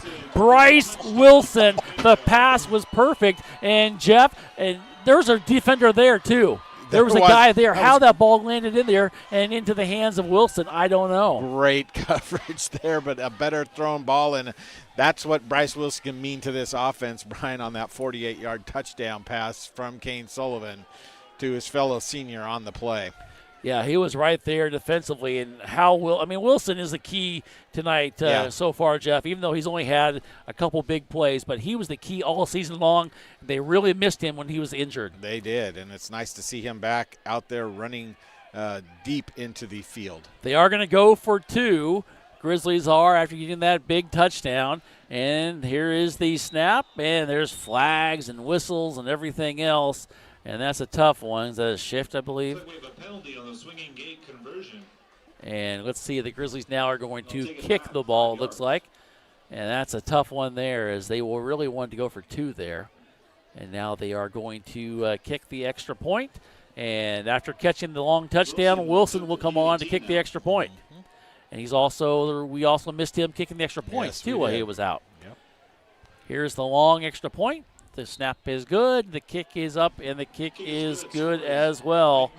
Our score now, McMinnville 14 and Sandy 7. 10:06 to go in the 3rd quarter. Don't go away. We'll be back with more here on AM 1260 KLYC and YamHillToday.com. McMinnville Les Schwab is a proud sponsor of Grizzly football on Yamhill Today. When you shop at Les Schwab, they promise you the best tire value. This means you get free peace of mind protection and free lifetime tire and mileage care included in your purchase. McMinnville Les Schwab. They want to be the neighbor down the street you know and trust. We thank McMinnville Les Schwab for their support of McMinnville Grizzly football. And we come back here to Sandy High School. Jeff, Grizzlies are in the lead 14-7. And we talked about the winner of this game. In all aspects, will probably end up going down to South Medford. But we'll see. You never know in the playoffs. Yep, you don't. As on to kick for McMinnville is going to be Thiering. And Thiering has been kicking the long kicks. And Wilson's been doing the extra points and the touchdown catch, too. 10:06 to go, and here's going to be a little squib kick, taking it about the 27-yard line. Goes across the 35, the 40, and out near the 45-yard line. Nice run there by Fitch, and he did a good job of getting them good field position. They've had pretty decent field position here tonight. Yeah, coming into this, before this, they've averaged about the 41-yard line, Brian, so they're just past their average at the 44. As they get ready to start this drive. Here we go. 3 receivers over on, 2 receivers, I should say now, as the Grizzlies may be showing their own. They probably back off a little bit now, I'll say, as they're going to hand it off in the backfield, go on the left side, and a little bit of speed. And Carnahan comes up with another takedown, that time McMahon. But McMahon got 7 yards before he got to him. Yep, he did a good job of breaking through. And again, early on in this game, Carnahan was making tons of plays. Well, he's made a play here again on defense. 9:36 to go, and let's see what they can do now, Jeff, if they can stop the run, because it has been the Pioneers running the ball all over them here tonight. And Paul, and here it goes. Break a tackle. Second tackle. It's going to be a touchdown. What a run. 49-yard run there by you guess who, Alamala. And Jeff, he only had one guy put maybe a little hand on him, if nothing else. Well, I just mentioned Carnahan was doing a good job. He got caught outside, way too far outside, trying to set the edge, but he was just pushed out of the way, and that opened up a huge gap there for the running back down the sideline for the nice answer by Sandy. Yeah, and it was quick, a lot like North last week, right? Exactly. All righty, and we come on, Torres, to kick the extra point. Last week, time of possession was the talk all game long and even all week long. But it's been a different story here tonight as Torres with a high kick and a good kick, and they make it 14-14. We're tied up with 9:22 left to go in the third quarter. Don't go away. We'll be back right after this on AM 1260 KLYC and YamHillToday.com. What's stopping you from going to school and learning new things?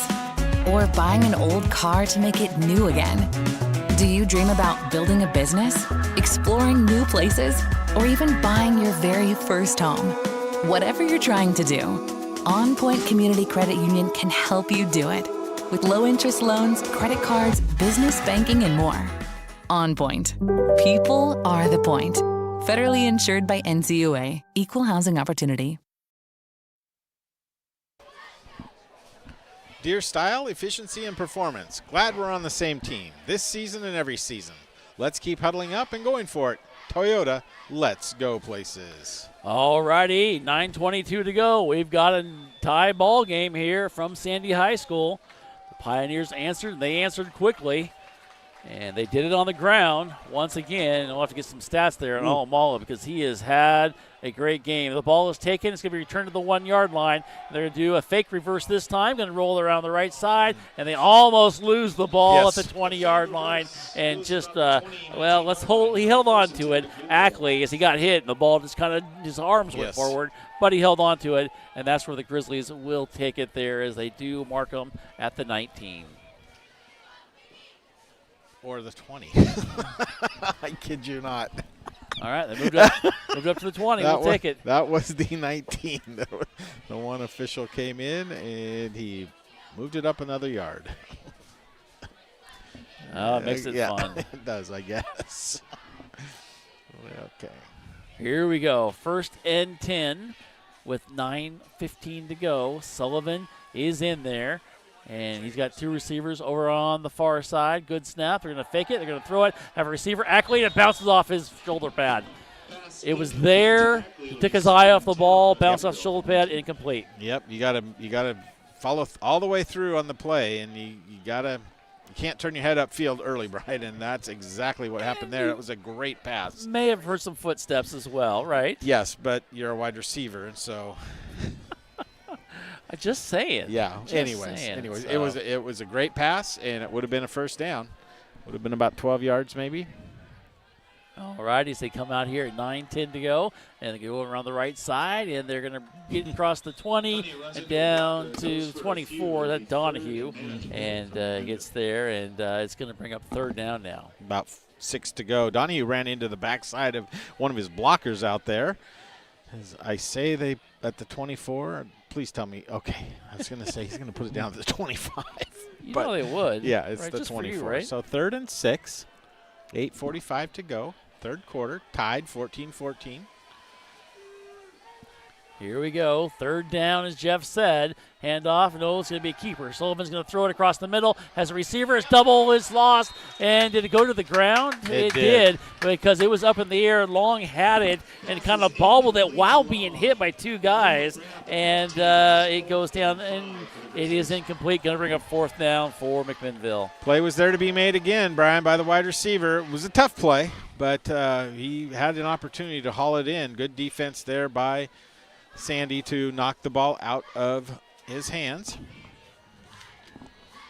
Here we go as they are going to punt, and he's going to be back at the 10-yard line is Sullivan. So they might be taking a little bit of time now as they come up here. And it gets it. It's going to be taken at the 43. And it's go across the 50 and then into Grizzly territory and still moving the pile down to the 41. To around the 40-yard line. Looks like maybe the 41. And a nice run back there. And it's going to be great field position once again for McMinnville. Excuse me, for Sandy after McMinnville's punt there with 8:16 to go. Great field position. They've had the average starting point tonight, Brian, at their own 44-yard line. They have had fantastic field position on every drive so far tonight. All righty, come out here to the 41. Hey, a little shout-out. John Dixon wanted me to say hello to him. So, hello, John. Hopefully, I know you're listening because you're talking to me right now. And as we come in back to action, handoff Alamalo is going to run on the rush side. He's going to break a tackle or at least drag a guy with him as he gets into the 37-yard line. Pick up about 3.5, 4 yards. Oh, we're going to make it 4 down to the 37-yard line. 38 now. Moving back to the 38, gain of 3 as we're under the 8-minute mark. This is crazy. We haven't had a flag picked up yet, though, Jeff. No, we haven't. Or lightning. Exactly. We've had everything else this year, haven't we? No drones either. Here we go. Shotgun formation. 2nd down and 7 after all that. And it's going to be Richards goes through, breaks one tackle, and he kind of high steps it in across the 30 for a 1st down or more for the Pioneers to the 28-yard line. Yeah, that was you kind of had 2 running backs going through similar spots, and they handed off to McMahon there through the middle, and he gets a 1st down for the 28 as McMinnville's got a player down. I didn't see him as they were getting ready to huddle. Can't tell who that is.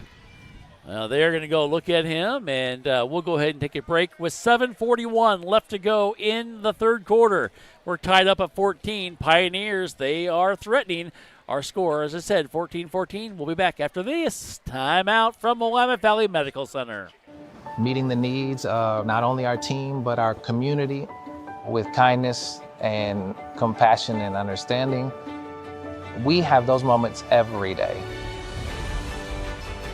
I think that's probably the coolest part of what I get to do. Treating people with kindness is such an important thing to our hospital. From the moment I show up here to the moment I leave, it is just a collection of big, meaningful moments between the community and staff. Are you looking to spend less and get more on your next vehicle? At Chuck Colvin Ford Nissan, they've got you covered. As McMinnville's premier Ford and Nissan dealership, they offer a wide selection of new and used cars, trucks, and SUVs, all in a stress-free, customer-first environment. Their motto, big enough to serve you, small enough to care, means you'll enjoy the convenience of a large dealership with the personal touch of a local business. Visit Chuck Colvin Ford Nissan at McMinnville today or call 503-376-9650. Chuck Colvin Ford Nissan.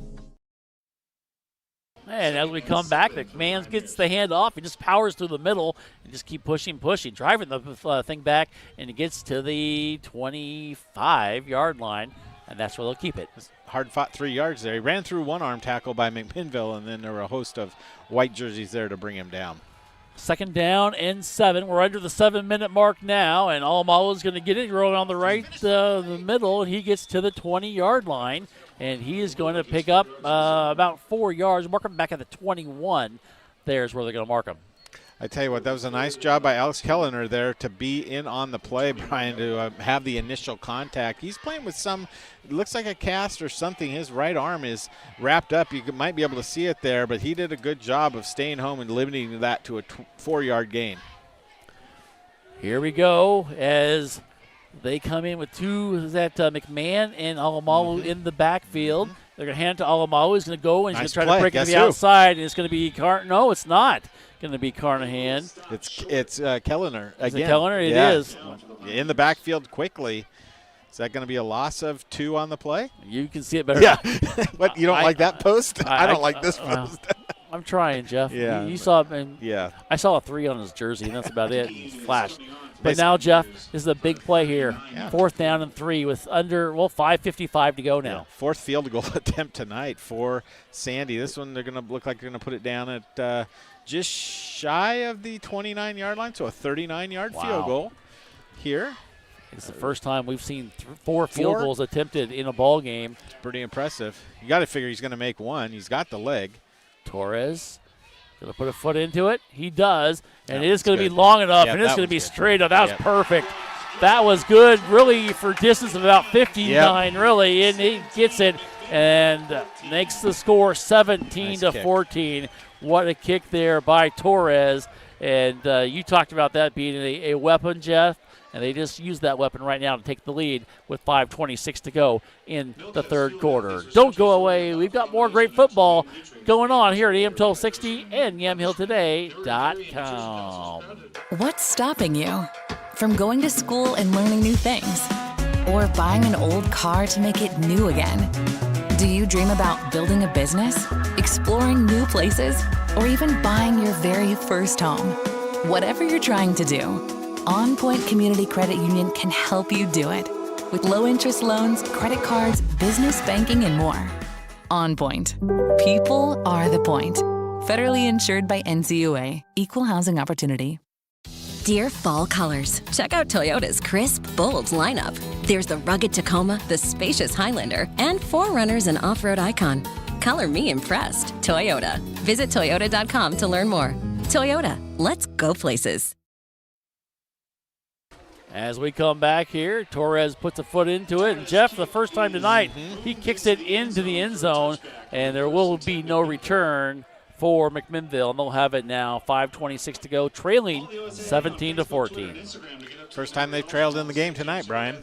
Yeah. And remember last week when they trailed at North Salem, they had started facing a little adversity. Things didn't always go the way that they wanted them to. So let's see if they learned some things from last week and able to come out here and put together a sustained drive. As good to see Kane Sullivan come back in. Not exactly running fast to the huddle, but jogging to the huddle, and so that's good news. I don't see an obvious limp, but maybe just a slight one.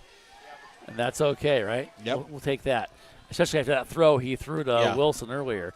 And I wouldn't be surprised if they try to air it out a little bit and open it up. Here we go. Two receivers over on the far side. Wilson One here on the near side. Yeah, this is Wilson, single coverage here on the near side. Hand it off, and they're going to get it to the big back, Carnahan, for really one of the first times tonight. Yep. And he lumbers his way for a 10.5-yard gain and a Grizzly first down. Only his second carry of the night, so you're spot on there, Brian, as his other carry was just a 2-yard gain. And they give him exactly 10 yards on the play. So moving the sticks here. Here they go, and Wilson is in single coverage once again. And, Jeff, I wouldn't be surprised if they decide to maybe look at that. They're going to show blitz, and do they jump off sides? Looks like they might And they do. There's a flag on the far side, and they were eager. They saw some openings, and it's interesting, Jeff. One of the linemen's hugging the other lineman and saying, hey, you've got this. He's trying to pep talk his guys. That's great to see out there. I mean, you got to give that guy some props, Jeff, because he is just like trying to lead his team. Zach Bridges, the junior, he's out there. It's okay. It's all good. You're going to make those mistakes, and that's going to keep that morale up there on that line. And Bridges playing right over center there. As they come on there, they are going to show a little bit of pressure here, and they're going to go after Sullivan. He's going to throw it. He throws it. He overthrows. Intercepted. Olomalu's going to get it. He's going to go into the end zone. Touchdown. A touchdown there. An interception. The pass was intended for Wilson, and Olomalu just right place, right time. Great and play. He gets the score. And remind me after the break, I want to talk to you about something that just happened there, which was awesome. Yes, on I the saw field. it too. Okay, I know what you're we'll talking about. talk about it Yep. later. Don't give it away. I won't. Is that we get on Torres to kick the extra point, and that was huge, Jeff. Oh, the momentum has turned in the Pioneer way. As they come on now, Torres to kick the extra point, and we've got a flag flying on the backside. Illegal shift against McMinnville. All right. Not that it matters much. Yeah. Give him Our score is 23-14, 4:35. illegal substitution or participation. Oh, all right. Yeah. Somebody 12, ran off. I didn't see the number, but anyways. 12, doesn't 11. matter. Yeah. It's all They're good. going to go for 2 here. Smart play. Yeah, because they're now an 8-point or 9-point game, right? Yep. So they are going to go for it.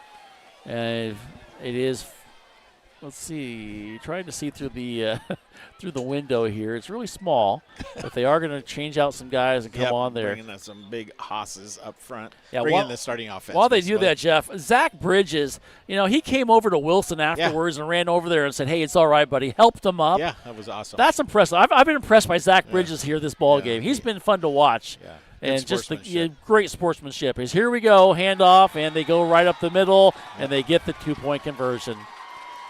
That was easy, and I'll say too easy to make it 25-14. All righty, we're going to take a break here with 4:33 to go. It is 25-14, Sandy with the big interception and the big score. We'll be back after this timeout. Transitions in life. Sometimes it's difficult. When a loved one leaves us, Macy & Son is there for you, a trusted friend for 5 generations in Yamhill County. At that time, you have lots of questions and you need someone to walk with in every step of the way. Burial or cremation and a myriad of other options, let Macy & Son walk that journey with you. Macy & Son McMinnville. Give them a call, 503-472-6151. Purchase your official state championship merchandise at osaastore.com. With Rush Team Apparel, the exclusive merchandise partner of the OSAA, you have more options. Customize your gear with your school name, a student-athlete name, event decals, and more. Nike products are also available. Browse a selection of official state championship merchandise at osaastore.com. As we come back, Torres's kick goes deep into the end zone, and it's going to be a touchback there. And this Pioneer team has got the momentum definitely on their side right now. They do, and McMinnville's dug themselves a hole now, Brian. Yeah. As you wonder if that little leg injury that appeared to happen to Kane Sullivan affected him on that last throw, because it was high. Yeah, it was. But then the first throw he came in and did after he 48-yard touchdown. Exactly, and it was all in the air too. Yeah. So we'll see what happens. Sullivan's going to have to go to the air, I think, a little bit more now, Jeff, and he does right away. Throws over on the far side. Little screen pass going to be caught. Going to be a nice pickup of about 9 yards as he gets to 29-yard line. Guess who? Wilson. Yep. As we're down to 4:20 and counting. And it's going to be now a little bit of urgency here, I think, for McMinnville, because they don't score usually very quickly. No. And so now they're going to come up there with 4:10 to go and counting. Yep. Kane is now 8 of 15 for 97 yards with a touchdown and a pick. He started off 0-3, right? Yep. Okay, so he's gotten a little bit better here as we talk out of the last 8 of 12, and they're going to hand off right up the middle. And the Pioneers snuffed that one out, and actually a loss of a couple yards. Loss of 2 for Donahue right there. He's at 130 yards on 12 carries now. And one of them being an 82-yarder. Yep, 82-yard touchdown. So you take that away, and they've really stopped him here tonight, haven't they? He's got 48 yards on the other 11 carries, which is not bad, but 82 yards was on like the second play from scrimmage was a great play. Here we go. Wilson, single coverage here on the near side. And Sullivan, let's see if he tries to eke that out. He's going to look to the right. He's going to throw to the right. Has a receiver, overthrows him. He had to overthrow him, though, and it is incomplete. And once again, great sportsmanship shown by the Pioneers over there. And helping the guy up there was Fitch. And unfortunately, Jeff, ball overthrown once again, but he had to overthrow that one. Yeah, there was a guy cutting underneath. It could have been another big six. Yeah, exactly. You don't want to do that twice in a ball game. No, once is more than enough. But you kind of feel like McMinnville's starting to press just a little bit, don't you? Yeah, I told big time. As you got Sullivan standing back at the 12-yard line, maybe 13, to punt the ball away. Good snap. He gets his foot into it, and it's going to be a wobbly kick. And it's going to be taken. No, he's going to let it bounce. And he's going to take a Grizzly bounce inside the 35, down near the 30-yard line, and that's where they'll take the ball. And one of the worst field positions of the night for Sandy is, do we have a flag or something? I see one right about the 38-yard line here. Probably going to be on McMinnville. Yeah, probably holding is. Or something. We'll see here. Can you check field position real quick, Jeff? And really, their starting spot. This is probably one of the worst spots for them to start if there's a penalty against them, it definitely. Well, actually, this would be the worst starting field position at the 31. Crazy. Previous to that was the 32. Okay, so right in there, and let's see what the penalty is going to be as they are talking about it. We have got 3:05-ish to go. 25-14 is our score. Sandy in the lead. And the Grizzlies going to have to step up defensively. They are going to mark the ball off against the Pioneers. So definitely their worst field position to start a drive as they get inside the 21-yard line. Okay. All Look for righty. some sort of long sustained drive here. I will, yes, hopefully. Hey, I want to thank everyone who's out there listening. I know Jackie is listening. Thanks, Jackie. John's been texting us. Norm, everyone's texting us, letting us know. Megan, Marcia. So glad to have you here on AM 1260 in Yamhill today as we get back to action. Here's the handoff. Going to be rolling around the right side and just running the ball and doing a good job. Gets to the 26 is Fitch. And really, he got hit about the 24 and just kept pushing and pushing. And ultimately to the 26. Let's see where they mark it. We've got a lot of, well, they're going to mark up the 27-yard line. Okay. As we've got a lot of whistles out there. Yeah, but, I hear them too. I think it's the officials. I'm not sure why, but they are going to say the 27-yard line. So a good run there. Pick up his 6 yards. Bazan did a good job of diagnosing that from his safety position, Brian, to come up and make a quick play. Here we go. McMahon's going to get it. He's going to run through, and he gets across the 35 to the 39, almost the 40-yard line. It's going to be a first down by about 9 yards. What a big run there, about 15, 16 yards, and he gets to the 40-yard line. And you can see now this offense is running right through the Grizzlies right now, late in this third quarter. Well, we talked about it last week, confidence. Confidence is a big thing. North Salem got confidence the week before, getting a win against McNary, and right now Sandy has a lot of confidence on offense, looking to continue this drive. As we're at 2 minutes exactly, and you're going to go right up the middle. Almala is going to get it, and he's going to be taken down at the line of scrimmage. And a good job there defensively, coming up there and making the play for McMinnville. Well, don't have to. Was it Keller? Okay. Yep. Keller with the takedown, and they're going to give him about a yard there as he gets to the 41. As we're down to 1:35 now here in the third quarter. Our score is 25-14 in favor of the Pioneers. One receiver over on the far side. They're going to take their time. They're going to be very deliberate, smart, with the lead of 11. Here's the handoff going around the right side. McMahon lays his head down, knocks over one, knocks over two, gets a first down and more, gain of 15 yards. And that was a great run there by the Pioneers. And that's kind of what they've done here. McMahon doing that here in the second half. That was an awesome run, Brian. When you can run over not only one, but two defensive backs in the secondary, you feel really good about yourself as a running back. That was a fantastic job of just continuing to run downhill violently. Yeah, and that's what this team's done. They've done it effectively. As we are at 50 seconds to go, Almalu's going to get it, going to bounce it to the outside, going to break through, and he's going to pick up about 6.5, 7 yards inside the 38-yard line. Another strong run, and we got Fairbank, who's getting up slowly over the far side, but I think he's more frustrated than anything there. Alamala now up to 166 yards on 2 carries. On 20. 20, okay. Excuse me, 20. There was a 2 in there, but a 0 at the end of it. You know, it's math. I don't get it anyway, so. We're down to 20 seconds, if that helps. And Are you the sure? third quarter. Are you sure it was 20? Yes, ish.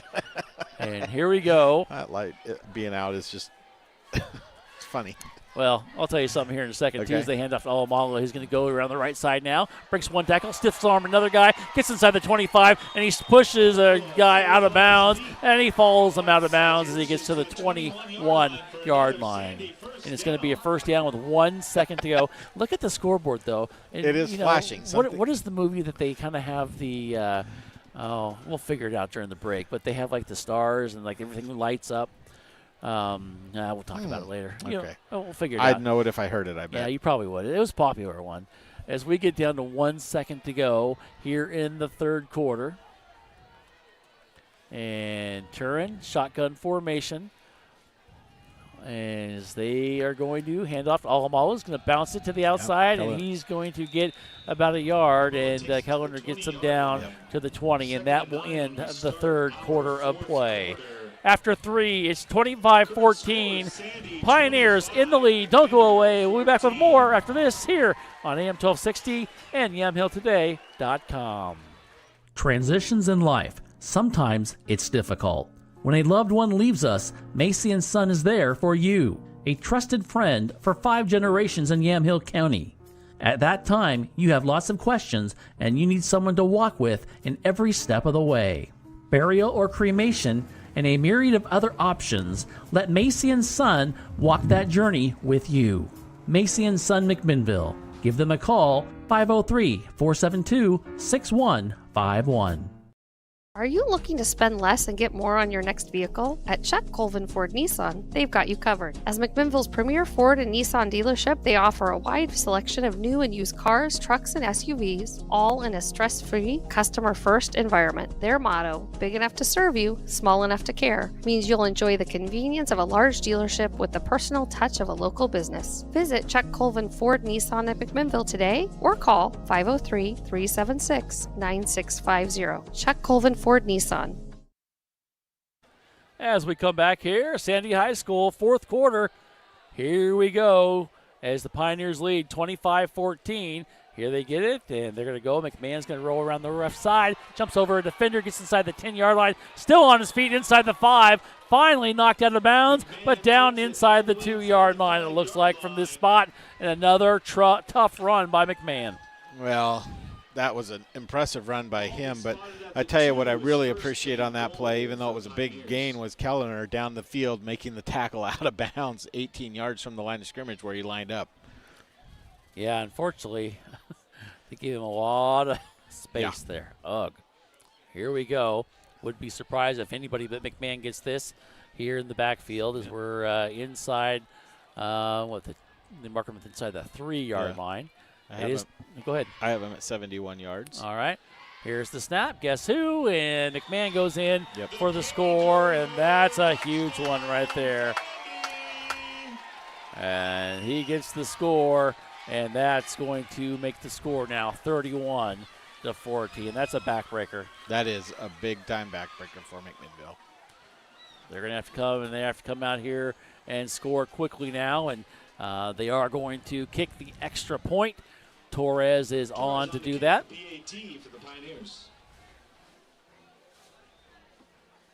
And with 11:56 to go, Torres is ready to put a foot into it, and he does, and it is high, and it is good. With 11:56 to go, it's 32-14. It's been all Sandy here in the second half. Don't go away. We're back right after this. Dear fall colors, check out Toyota's crisp, bold lineup. There's the rugged Tacoma, the spacious Highlander, and 4Runners and off-road icon. Color me impressed. Toyota. Visit Toyota.com to learn more. Toyota, let's go places. What's stopping you from going to school and learning new things? Or buying an old car to make it new again? Do you dream about building a business, exploring new places, or even buying your very first home? Whatever you're trying to do, On Point Community Credit Union can help you do it. With low-interest loans, credit cards, business banking, and more. On Point. People are the point. Federally insured by NCUA. Equal housing opportunity. As we come back here with 11:56 to go here in the fourth quarter, Sandy leads 32-14. It's been all Sandy here the second half, Jeff. It has. They've 25 unanswered points after McMinnville had scored a 7 to come out of the halftime, but they've got 25 more up on the board for Sandy. As McMinnville's going to take over, guess where? The 20-yard line. And they've been there quite a bit tonight, haven't they? All night long, it seems like, doesn't it? It really has. Well, they've averaged starting at the 24-yard line, so there's a reason why we think it's the 20. All righty. So urgency here for McMinnville now. You got to score quickly and score often. You're down by 4 scores, Brian. Unfortunately, excuse me, not 4 scores. You're down by 3 scores. Down by 18, 32-14. Just seems like 4. Yep. As they go here to Wilson, it's going to be a little screen pass out here, and he's going to hit once, hit twice, and thrown out of bounds. Maybe a gain of about 4 yards to the 25-yard line. As say he's tackled in bounds too, so the clock's going to continue to run. Which may not be a bad thing, but it has been, like I said, all Sandy here tonight in that second half. 5th reception for Bryce Wilson tonight, 79 yards. He's averaged about 85 yards a game when he's been playing, when he's been able to play. So just about his average. 11-29, 11-19, I should say. Here comes the reverse. He's going to throw it. He's going to throw it, and he's got a little flea flicker, and it is incomplete. You had Wilson, and then Donahue comes up, and it was a floater and fell down, and Wilson had to come back for it, and Donahue almost came and got to it. However, it went to nobody. It just kind of floated down to the turf. Wilson was so wide open. So wide open. So wide open. We got a flag, so it might not have mattered. Might have ineligible man down against McMinnville. Yep. Ineligible. Yeah, would bring not it on have back. mattered. No. But boy, to miss that wide open of a player is disappointing. We'll talk about something fun. Yes, I do. That movie, I remember what it is. Oh. A Beautiful Mind.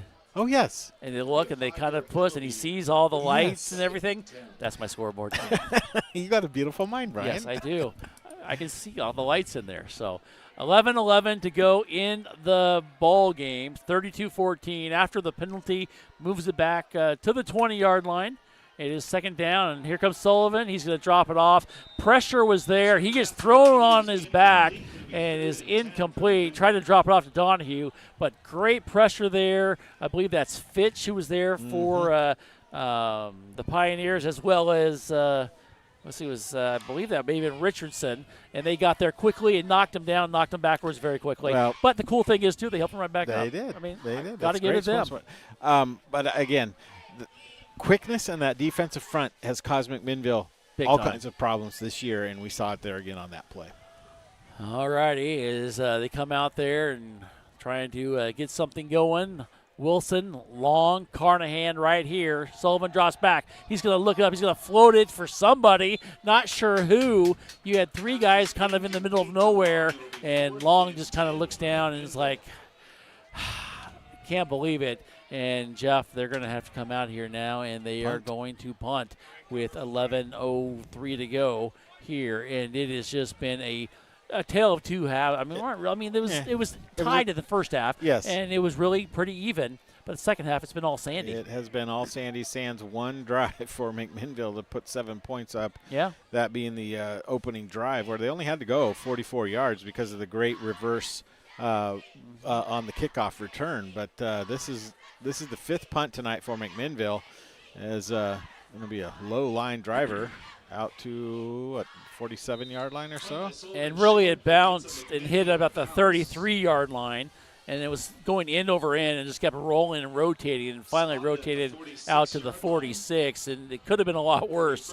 But once again, great field position for the Pioneers. Excellent field position for the Pioneers, Brian. Short field, that's what they've had the whole game.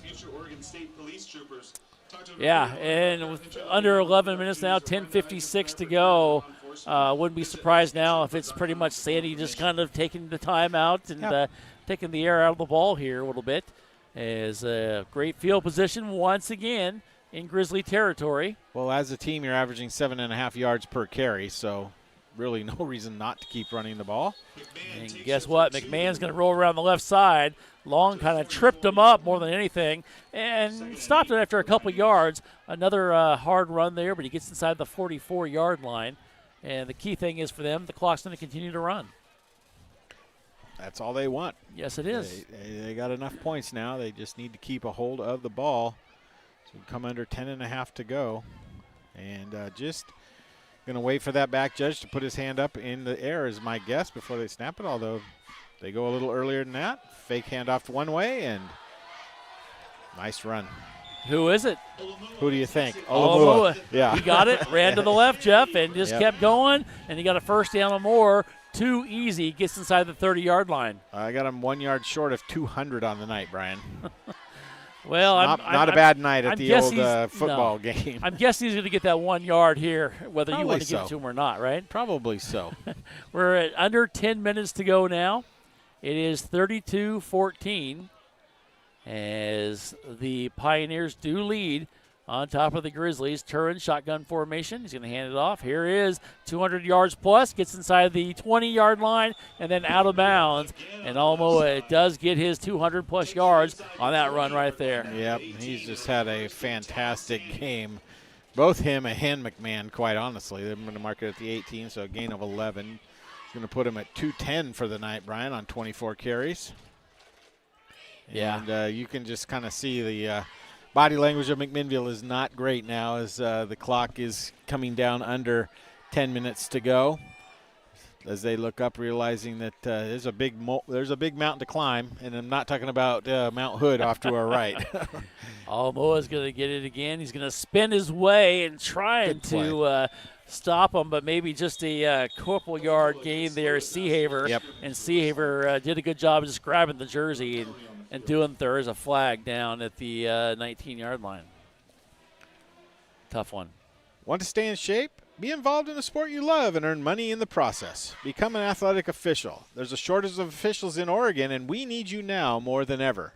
Visit osaa.org/officials for more information and to get registered.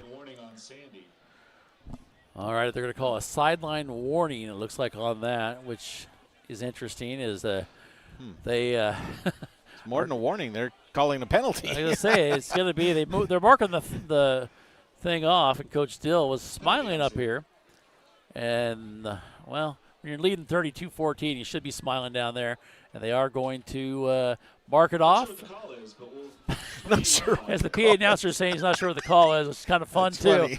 As they get down to the 28-yard line. Calling out the official there a little bit. I don't know. I'll funny. tell you a story about that, too, as they hand it off, going to the right side, and going and still spinning and still moving the pile is McMahon, who I've been really impressed with tonight as well. I think you mentioned it, too, Jeff, as a little bit of pushing and shoving now. As I think frustration from the Grizzlies, Jeff. They couldn't get McMahon down. I mean, the guy just keeps going and going. I think the Grizzlies now a little frustration time, as we do have unsportsmanlike against McMinnville. Yeah, I think easy call there. That was a very easy call to make, and you said it, Brian. Frustration just kind of starting to show its ugly head, and you got to stay, even though you're down big, you got to stay in the game. Yes, mentally. You do.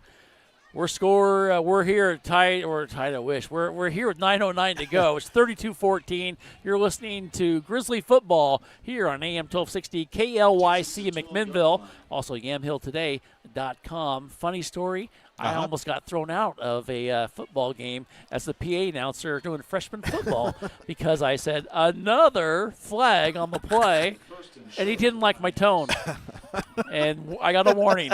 So there you go. Can we share some other dirty laundry? I don't care. What you got kicked out of? Your brother's baseball game. Oh yeah, that's a long time ago. Little league baseball game. Come on now. That was awesome. Here we back to action here. Here we go. 9 minutes to go here in the ball game. Turin's going to hand it off, and Almala's going to break one tackle, two tackles, still on his feet, pushing the pile, and this is just going to go into the end zone. What a run there. 12-yard run, and the most important and most exciting part of that run was the last 4 yards as they pushed the entire just horde of players into the end zone. That was impressive right there is what that was. That was absolutely impressive. 38-14 as they are on now to kick the extra point. Torres will get another try. We've seen Torres out here a lot with 4 field goals attempt and a lot of extra points now, and he kicks it through, and he does have the distance, of course, and he gets it to make it 39-14 with 8:53 left to go in this ball game. It has been all Pioneers here in the second half. Don't go away. We've got more coming up here on AM 1260 KLYC and yamhilltoday.com. If you are looking for a financial advisor located here in McMinnville, Bethany A. Blinn has you covered. She has a holistic approach and understands what is most important to you, using an established process to build personalized strategies and partnering with you throughout your life to help keep you on track. Her investment philosophy is a long-term approach with an emphasis on quality, durability, historical context, and common sense. Give Bethany at Edward Jones a call at 503-472-0555.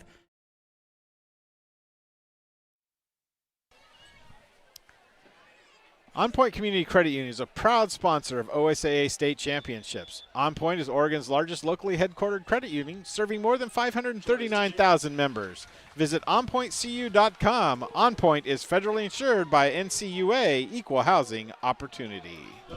As we come back here, and Torres kicks it through into the end zone once again, and the Grizzlies will Let me back. guess, start on the 20? Yeah. Every drive but one has started on the 20. I was just going to ask you that. In Wow. the second half. Okay.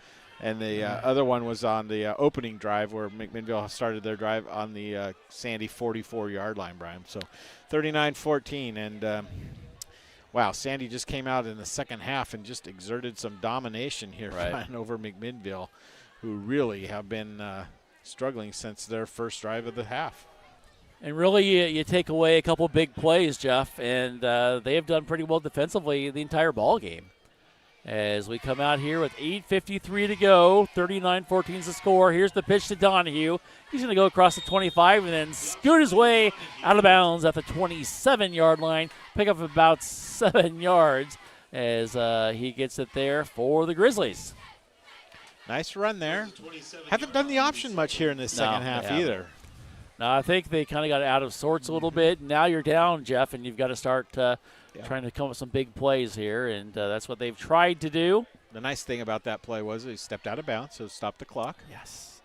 Maybe do some more of that after some scores, right? Here they go. They're going to throw over the far side. Carnahan, he kind of loses the ball, picks it back up. He gets it. Gets a first down or more, and he's going to be ridden out of bounds across the 41-yard line. And it's going to be a first down or more. A nice play there. And now they're just going to the edges, Jeff, and just kind of pick it aside. They're trying to find something that they can do, and they're doing it because they're letting them do that. They're not trying to go to the middle where they were being stopped. Yeah. Well, and getting to the sideline, again, stepping out of bounds, conserving time. You only have 3 timeouts. And clock is running now. So we're down to 8:33. Well, I'm going to say they stopped him before he went out of bounds, which is interesting. Okay. 2 receivers here on the near side. And Sullivan's going to be forced to pick up the ball as he drops it. Then he's going to be pressured, and he's going to be going, and he's going to be hit, and he's going to take a huge hit there at the end. And here comes a flag coming in. Wow. It's interesting. Here's another flag. It's getting chippy down there. Yep. That's tough. Sullivan paid the price there. And interesting, one of the players from the Pioneers like, what happened? Why'd you do that? And realized it was his own guy, I think, that actually made the hit on him as well. And the Grizzlies are walking backwards. They know they did something or said something. And the officials are talking. It's going to be a personal foul, and it's going to go against McMinnville. They knew it. They already started walking back. Well, that's that frustration, Brian, that rears its ugly head when you're down big late in a state playoff game. Your season is coming to an end, and it's not acceptable. It's hard, though, in the moment. It's definitely very hard. That moves it way back, ball inside the 21-yard line now, and McMinnville just cannot get anything going now, especially after the first couple plays in the second half. Yeah. It has been a battle as we're heading towards the 8-minute mark. 39-14 is our score. It is all Sandy here tonight.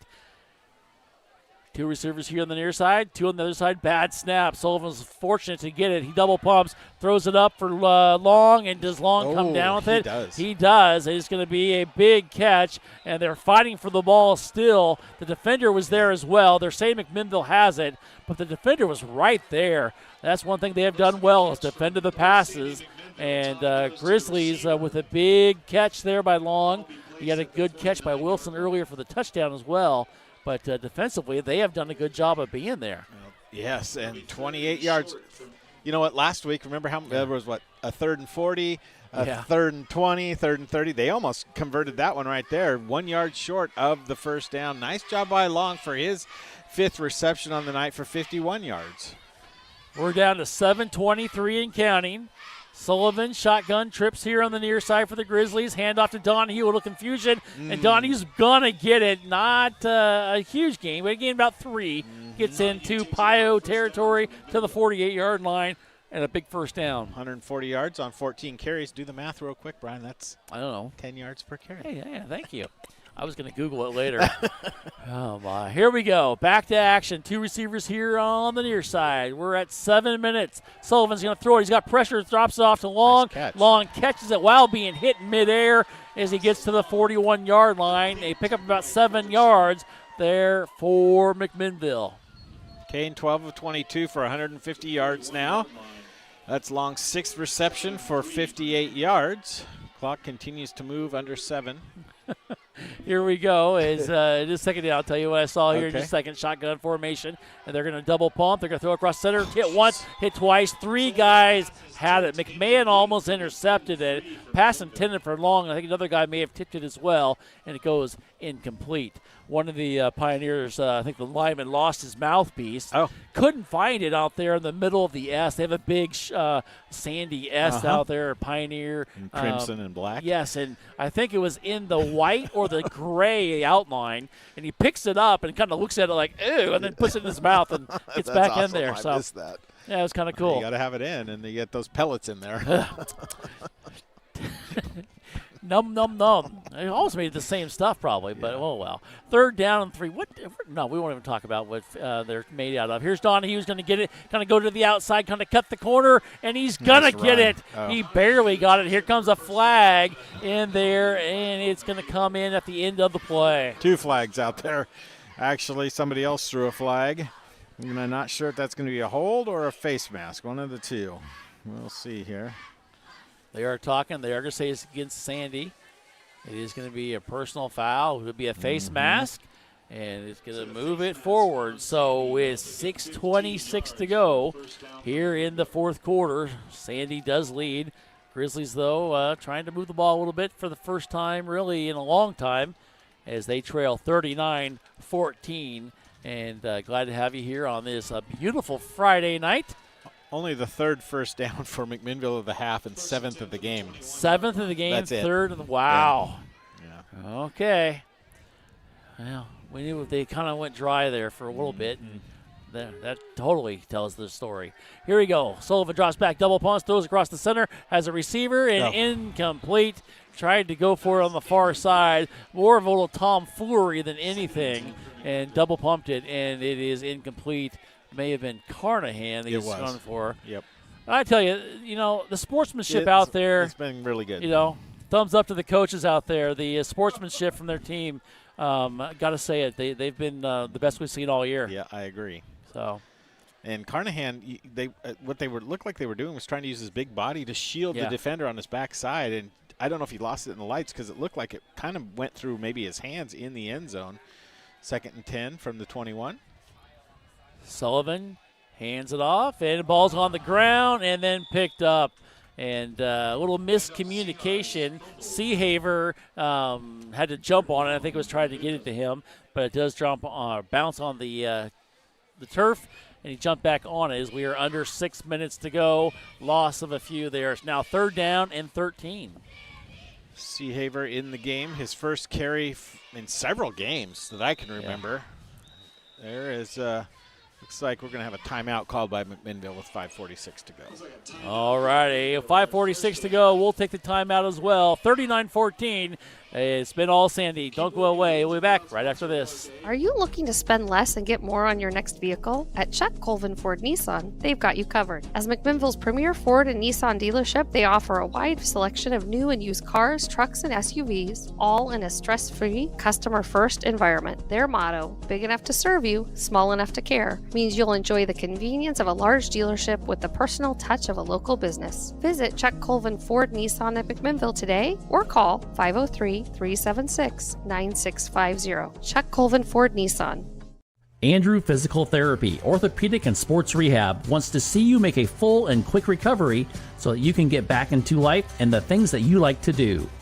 Their friendly staff will listen and encourage and guide you through each step of the rehabilitation process, From low back pain to post-surgical rehabilitation after a shoulder surgery or knee replacement, they are here to help. Andrew Physical Therapy, Orthopedic, and Sports Rehab. Give them a call at 503-435-1900. As we come back here, and Jeff, they run around there, can't get anything. It is going to be 4th down now for McMinnville and 13. Just nothing there. Well, yeah, there was pressure. They were trying to pass the ball, and then Kane gets sacked for another loss, Brian, and he's got minus 21 yards on 9 carries. Wow. Wow, that's tough. That is 1, 2, 3, 4, 5, 6 sacks tonight for Sandy. Well, here we go. Sullivan, shotgun formation, 4th and 17. He's going to look, he's going to right, and he's going to be flushed out again. Now he's going to look again. He's going to double pump, throws the center, has a receiver. It is caught, and it's going to be a 1st down. There's a flag here and a flag here. One in the middle of the field at about the 17 and one right on the line of scrimmage. These could be offsetting because I think maybe the wide receiver here on the near side flinched and then maybe a holding over the middle. That's my guess. Let's see. All right, they're going to try to sort sort it out. Nope, right in my no-see zone here. And that's okay. I saw the beginning and the end. Yes. And then you said there's flags. That was a great catch by Wilson. Yeah, but I think, yep, they're going to offset. We're going to replay 4th down. All right. That's always fun. 39-14 is our score. Sandy in the lead with 4:51 to go here in the 4th quarter. And I've just been impressed with the way Sandy's run the ball here. And defensively, I think you've got to give it to them, too. You take away some big plays. Yeah. And that's the only reason the Grizzlies scored. Well, they got over 300 yards rushing already in the game, Brian. Impressive. All right, here we go. Once again, 4th down, 17. Sullivan draws back. He's going to be flushed out. He's going to be taken down. If he doesn't watch out, he's going to be taken down. And a good job there defensively, and making the play was Grayson Fitch, the sophomore. Yeah, and now we got another flag coming out here. Is this going to be unsportsmanlike on – oh, my word. The referees are getting a little overbearing here because I don't think there was any ill intent on that one. I think he was just They excited. called it on him? Yes. On the guy who made these? Yeah. That's crazy. I got it too. Yeah.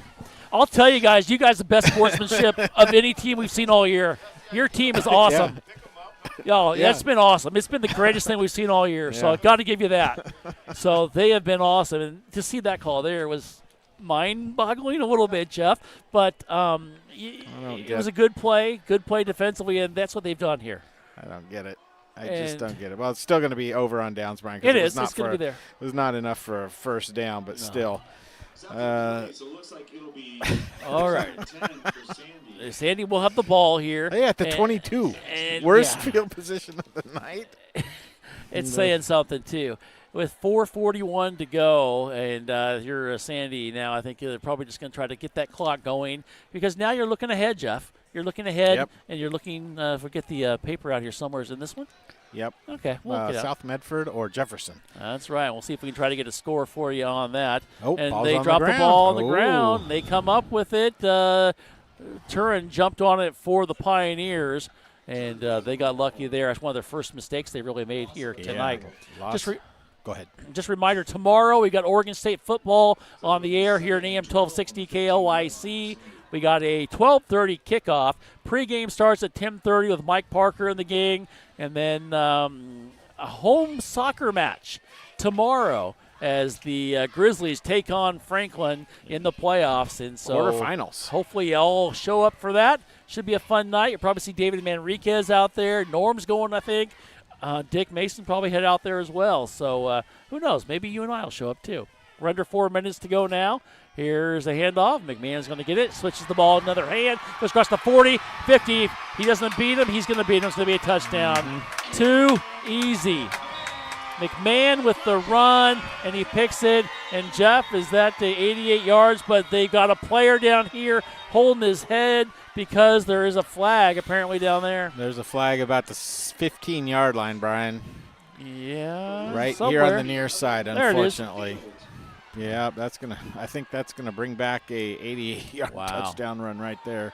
on a hold that probably didn't even have anything to do with that play. We saw that last week against North Salem, where the play went totally to the far side, and they called a hold here on the near side. Sometimes the officials get paid by the hour. Don't say that, because then you know what's going to happen, right? I do. I jest about that, but yes. That's too bad, because that was a nice run. It was a good run. They've run all over us really tonight. Hey, just a reminder that we have other games to look at as they try to sort things out down there. Of course, the winner of this game will go on to take on the winner of the South Medford-Jefferson game. And then we talked about Sprague. Looks like they're going to win their game tonight. Try to get a Newburgh score, Jeff. Did you get a Newburgh score? Last I had was 13-13, Brian. That's the only one I had there. And Jesuit is taking on Liberty tonight. West Salem is beating Westview tonight, as we'll try to get more for you as well. And, of course, the Sprague game's in the upper bracket. 20-20 is now the score that I have for the Newburgh game. All righty. So we'll try to keep you updated on that as well. And here's another handoff once again. And this time, let's try to see if that okay, it is there. I'm trying to see through my window again as we're at the 3:30 mark here in this ball game. Well, Jeff, we'll see what happens. At least we know we won't be making that trip down to South Medford. That's true. Because that is a long ways, if that is who it is. Yeah. It could be in Jefferson. We've been there for a game. And, last year in the pouring down rain. Yes, at least we don't have the pouring rain tonight. And the rain was not only outside, it was inside, if you remember correctly. That's why I got a new camera and a new computer. Yes. We're at 3 minutes to go here in the ball game. Our score is 39-14. Here is the snap, and Alamala's going to get it again. He's going to break his way across to the 20, maybe just past the 20 to the 21-yard line. Gain of about 4 yards there, as we're down to 2:43 and counting. Looks like we're going to get one more offensive series here for McMinnville as the punt team comes out for the punt for the Pioneers. Severston is on to kick. And you got Wilson back to receive for McMinnville, as well as Austin Schoof, or Schoaf, I should say. As they're at the 50-yard line. Austin is anyway, and Wilson is at the 46. And Coach Dill is going to take a timeout, and he will with 2:11 to go in the ball game. 39-14. Don't go away. We're going to finish this ball game coming up right after this. I'm Mark Hartzell, and I shop at Big Box Returns for all my furniture. And I get my paddle boards. Big Box is 5-piece, brand new dining sets. Big Box is 800 count sheets. Holy cow, that's a lot of count. Big Box is sheepskin rugs. We're open every Saturday and Sunday, 9 to 5. We are located right across the street from the Yamhill County Fairgrounds. Come on down. Yeah, welcome back here. Brian and Jeff with you as we are here from Sandy High School. It's been all Sandy here tonight. 39-14. Say all Sandy in the second half, definitely, here tonight. I think the stats will reflect that as we are on now to have a punt by the Pioneers. Here's a score update. Jeff found Siuslaw, the number 1 ranked team, defeating. Here's the bad snap, and it goes into the end zone, and he's still going to kick it off. I think he's out of bounds, though, and he did go out of bounds, and it will be a safety for the Grizzlies. There we go.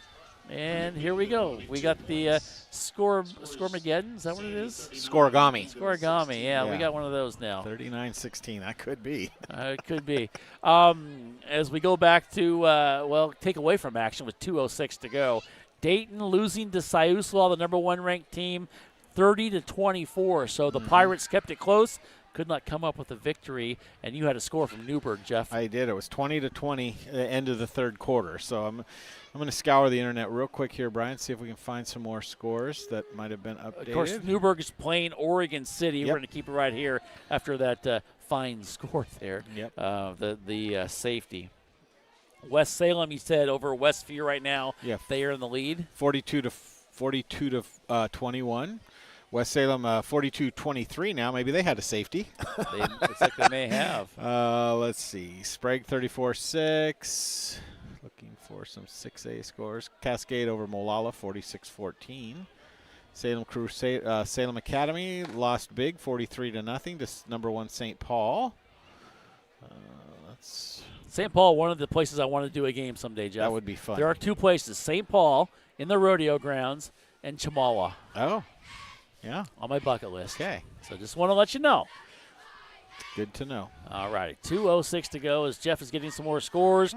We're getting ready for a kickoff here. Yamhill Carlton lost 57-7 to Cascade Christian. Wow. Not a good night for the Yamhill County schools so far, except maybe Newburgh. Newburgh is our hope now as the kickoff goes. Wilson picks it at the 23. He goes forward, breaks 1 tackle at about the 40-yard line, and that's where the Grizzlies will start with 2:02 to go here in this ball game as the Grizzlies trail 39-16. Well, Brian, you got to figure this could be the last time we see Kane Sullivan, Donahue, and Sullivan out on the field all together, as their senior season is going to come to an end in a disappointing fashion for sure. But they've had some successes this year. They have. You also got Jacob Fairbank out there. There's a lot of guys. Landon Fay not playing tonight, a 3-year starter. Kelleher as well. Yep. And so, yeah, a lot of guys that are playing their senior year as we have a handoff to Donahue. Going to go around the left side, gets across the 43, maybe the 44, 45, where he's going to get the mark of 5 yards there as we are under 150 to go here in the ball game as Sandy leads 39-16. Speaking of 150, that's 150 on the night for Donahue. There you go. And, I'd love to say awesome, but unfortunately you've got, Sullivan, who's got minus how many yards rushing because of all the sacks? 21, yeah. Under 6 sacks, is that right? Yes. And that's been the key, I think, right there has been this pressure, this defense. And then not just the sacks, there have been pressures. Yeah. Definitely. Well. Definitely, and overthrows and everything else. Is Sullivan, he's going to pitch it behind Donahue, and Donahue's just going to slide on it smartly, and he gets it, unfortunately, but it's another big loss there. It actually goes to the 36-yard line. Loss of 9 on the play. That's a tough one. Yep. As we are at 1 minute now here to go in the ball game, 39-16. As we come out here and make it a couple more plays, maybe one for sure is 3rd and 14. We're going to get some of the guys who haven't got in here a few plays as well. As Sullivan, shotgun formation, down to 43 seconds. Handed off to Donahue, and he's just going to be wrapped up immediately for maybe, they're going to say 1, maybe less than that, as Nick Harrell just kind of wrapped him up and took him down and goes down for the short gain to the 36-yard line. We're 24 seconds and counting, and that should be it, Jeff. I don't even think they need to snap it. Sullivan just kind of like, why? And he's going to walk up there, and he might, though, as he comes up there, and they're going to. I think he's going to have to. Here he goes. Sullivan drops back. He looks. He double pumps. He throws it. Has a receiver, and is picked off. That's unfortunate. Picked off here and running the ball back, and then gets hit and gets huge hit. Tegan Turin paid the price as he came back, and Antonio Duenas with a huge takedown, and Duenas comes over and gives him a high five. But that will be the final. This Pioneer team, Jeff, won this game, and they won it defensively, really, in my opinion. Wow, they won it defensively. They won 3 turnovers now for McMinnville tonight. And I tell you what, that is just not the way I envisioned the end of Kane Sullivan's career to go, with an interception on the last play, Brian. It's just too bad. McMinnville was in it early in the second half, but then just an explosion of points for Sandy to win 39-16. Tough one, though. We're down now to the end of the ball game. They're coming off, and just a tough one. Final score 39-16, and that is our ball game. We're going to take a break and come back here and talk about it here Final score, Pioneers 39, Grizzlies 16. Back after this. What's stopping you from going to school and learning new things? Or buying an old car to make it new again? Do you dream about building a business, exploring new places, or even buying your very first home? Whatever you're trying to do, On Point Community Credit Union can help you do it. With low-interest loans, credit cards, business banking, and more. On Point. People are the point. Federally insured by NCUA. Equal housing opportunity. Dear fall colors, check out Toyota's crisp, bold lineup. There's the rugged Tacoma, the spacious Highlander, and 4Runners and off-road icon. Color me impressed. Toyota. Visit toyota.com to learn more. Toyota, let's go places. As we come back here, Brian Erslow and Jeff Ivey. Final score 39-16. And Jeff, a game where the Grizzlies just were dominated in the second half. And I think it all started when we started saying hi to everyone. Yes. John Dixon, I said hi to him, and then boom. Yeah, we're going to blame it on exactly. them. So tough one there. Hi, John. I know when to say hi. Other people are texting us too, and they know it's the last game. But it is the last game. And Jeff, just a tough second half. Yeah, it was, Brian. McMinnville just really struggled. They came out good. Nice return with the fake. Got it, and then went 4 plays later, scored a touchdown. And from there on down, it was like a snowball running downhill for Sandy. They really just put up some big points. They put up over 230 yards of offense in that second half, Brian, to McMinnville's 130. So they nearly doubled the total yardage for McMinnville tonight and in that second half. And it's just hard to overcome things like that. And then those 3 turnovers. Again, we talked about that early in the game where that can be an issue, and it certainly was tonight for McMinnville. It was, and that's just a tough way to end the season. And, Jeff, you kind of have to really go after it when you're down, and that's what they did, and that's where they made some mistakes and had the interception at the very end and some other things, and just a tough night. This is a good Sandy team. It is, and they now celebrating the football team, running all out there to have some fun as they get to move on to the next round of the playoffs, and whether that's going to be against Jefferson or South Medford, yet to be determined that we can find, but they're going to maybe they may host if it's Jefferson, if South Medford was able to lose that ball game tonight. Otherwise, it's going to be a 4.5 hour bus ride next Friday night for them in the playoffs. But more importantly for McMinnville, the season comes to an end. And Brian, sometimes I scratch my head during this season. I'm like, they won some good games, but then they lost a couple games that maybe they shouldn't have lost. Right. And, end up having to go on the road in a tough environment. And they played hard. They had injuries, though. Let's not pretend like injury bug didn't hit them this year either, because they had several key players out for significant time this year. And it's hard to overcome when you don't necessarily have the depth of other teams in some of the leagues that you play. And so kudos to them. They're going to finish the season 4-6. It's going to be a sour taste in their mouth for sure as they leave the field as a team for one final time here in the 24 football season. But there's some good memories that are out there, and some tough players made some tough plays at times throughout this year, and they just come up a little bit short these last couple of games. Yes, they did, and unfortunately it happened to us tonight. But we'll have to see what happens and how they go about it. A new year. Who's going to replace Donahue? Who's going to replace Kane Sullivan? Fairbank. You've got so many guys. Yes. There's just, you name it. Bryce Wilson. Who's gonna step up next year? Somebody always seems to. People seem to, but you just don't know right now, and you're just kind of sad to get through this part of it. And boy, Josh Fairbank is going to be missed. Landon Fay is going to be missed. Kane Sullivan, your 3-year starter. We're talking about multiple starts in all of these guys, not just 1-year guys. These are guys that you've been relying on, and there's going to have to be youngsters step up and do some things. Kane finished the night tonight 12 of 25, just under 50%. Unfortunately, he would have been right at 50%, except for that interception on the last play of the game. 150 yards, so he's going to finish the season over 1,000 yards, Brian.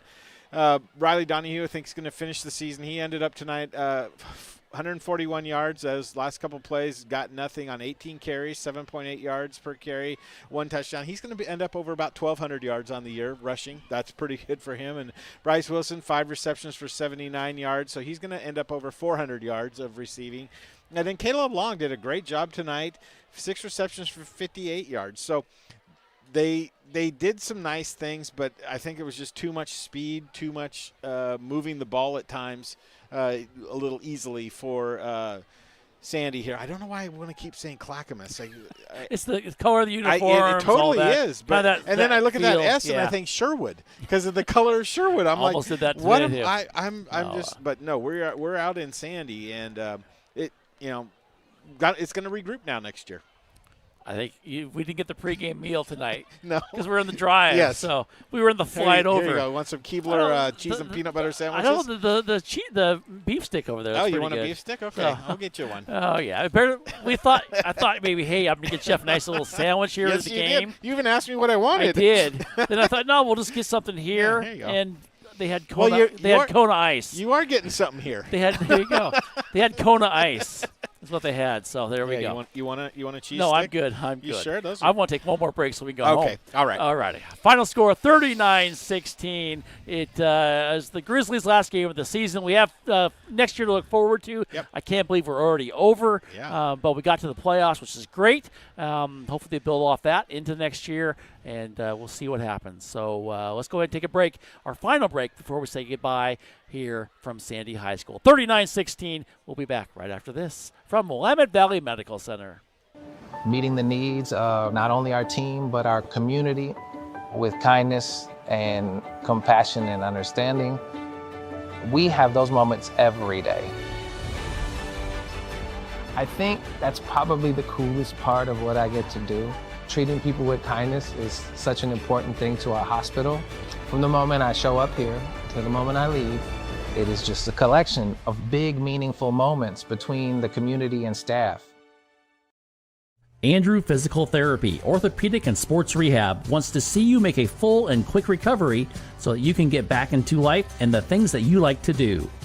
Their friendly staff will listen and encourage and guide you through each step of the rehabilitation process, from low back pain to post-surgical rehabilitation after a shoulder surgery or knee replacement. They are here to help. Andrew Physical Therapy, Orthopedic, and Sports Rehab.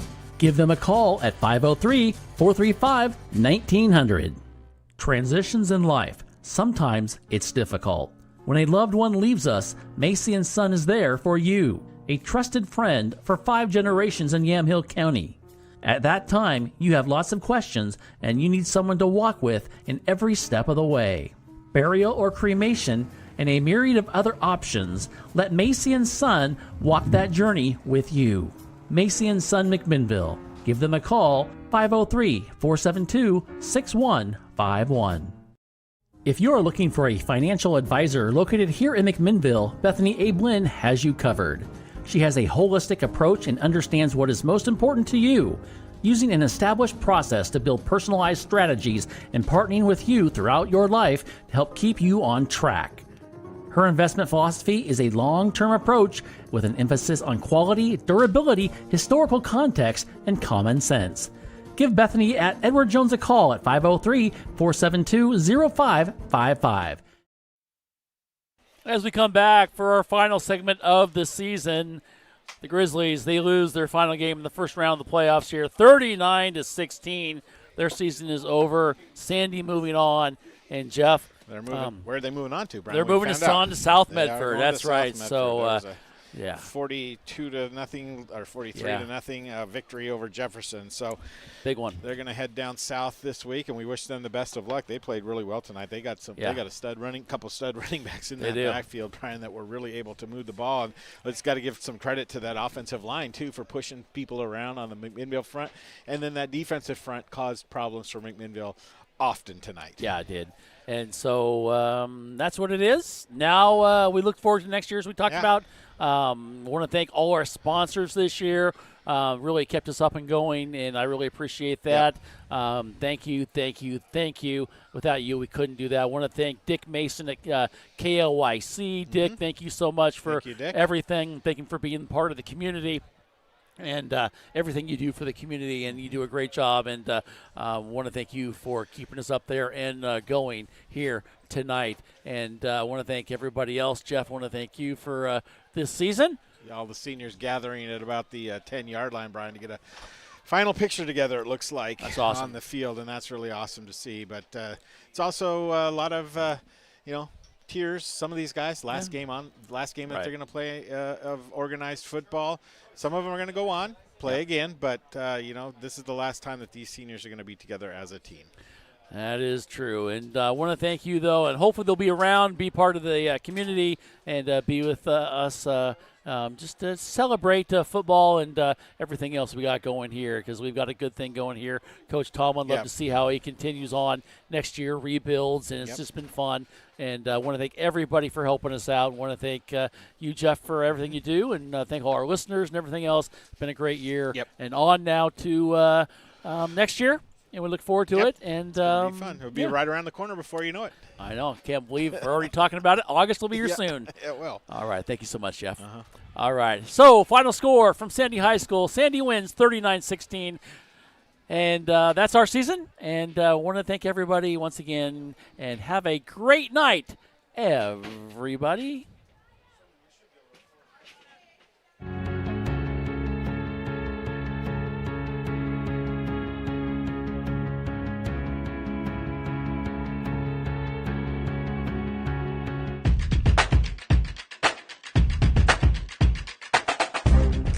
Thank you for listening to this OSAA On Point Community Credit Union State Championship event. Serving more than 563,000 members, On Point Community Credit Union is the largest locally headquartered credit union and is the proud title sponsor of OSAA State Championships. Your local Toyota dealers are proud to support the OSAA. Toyota, let's go places.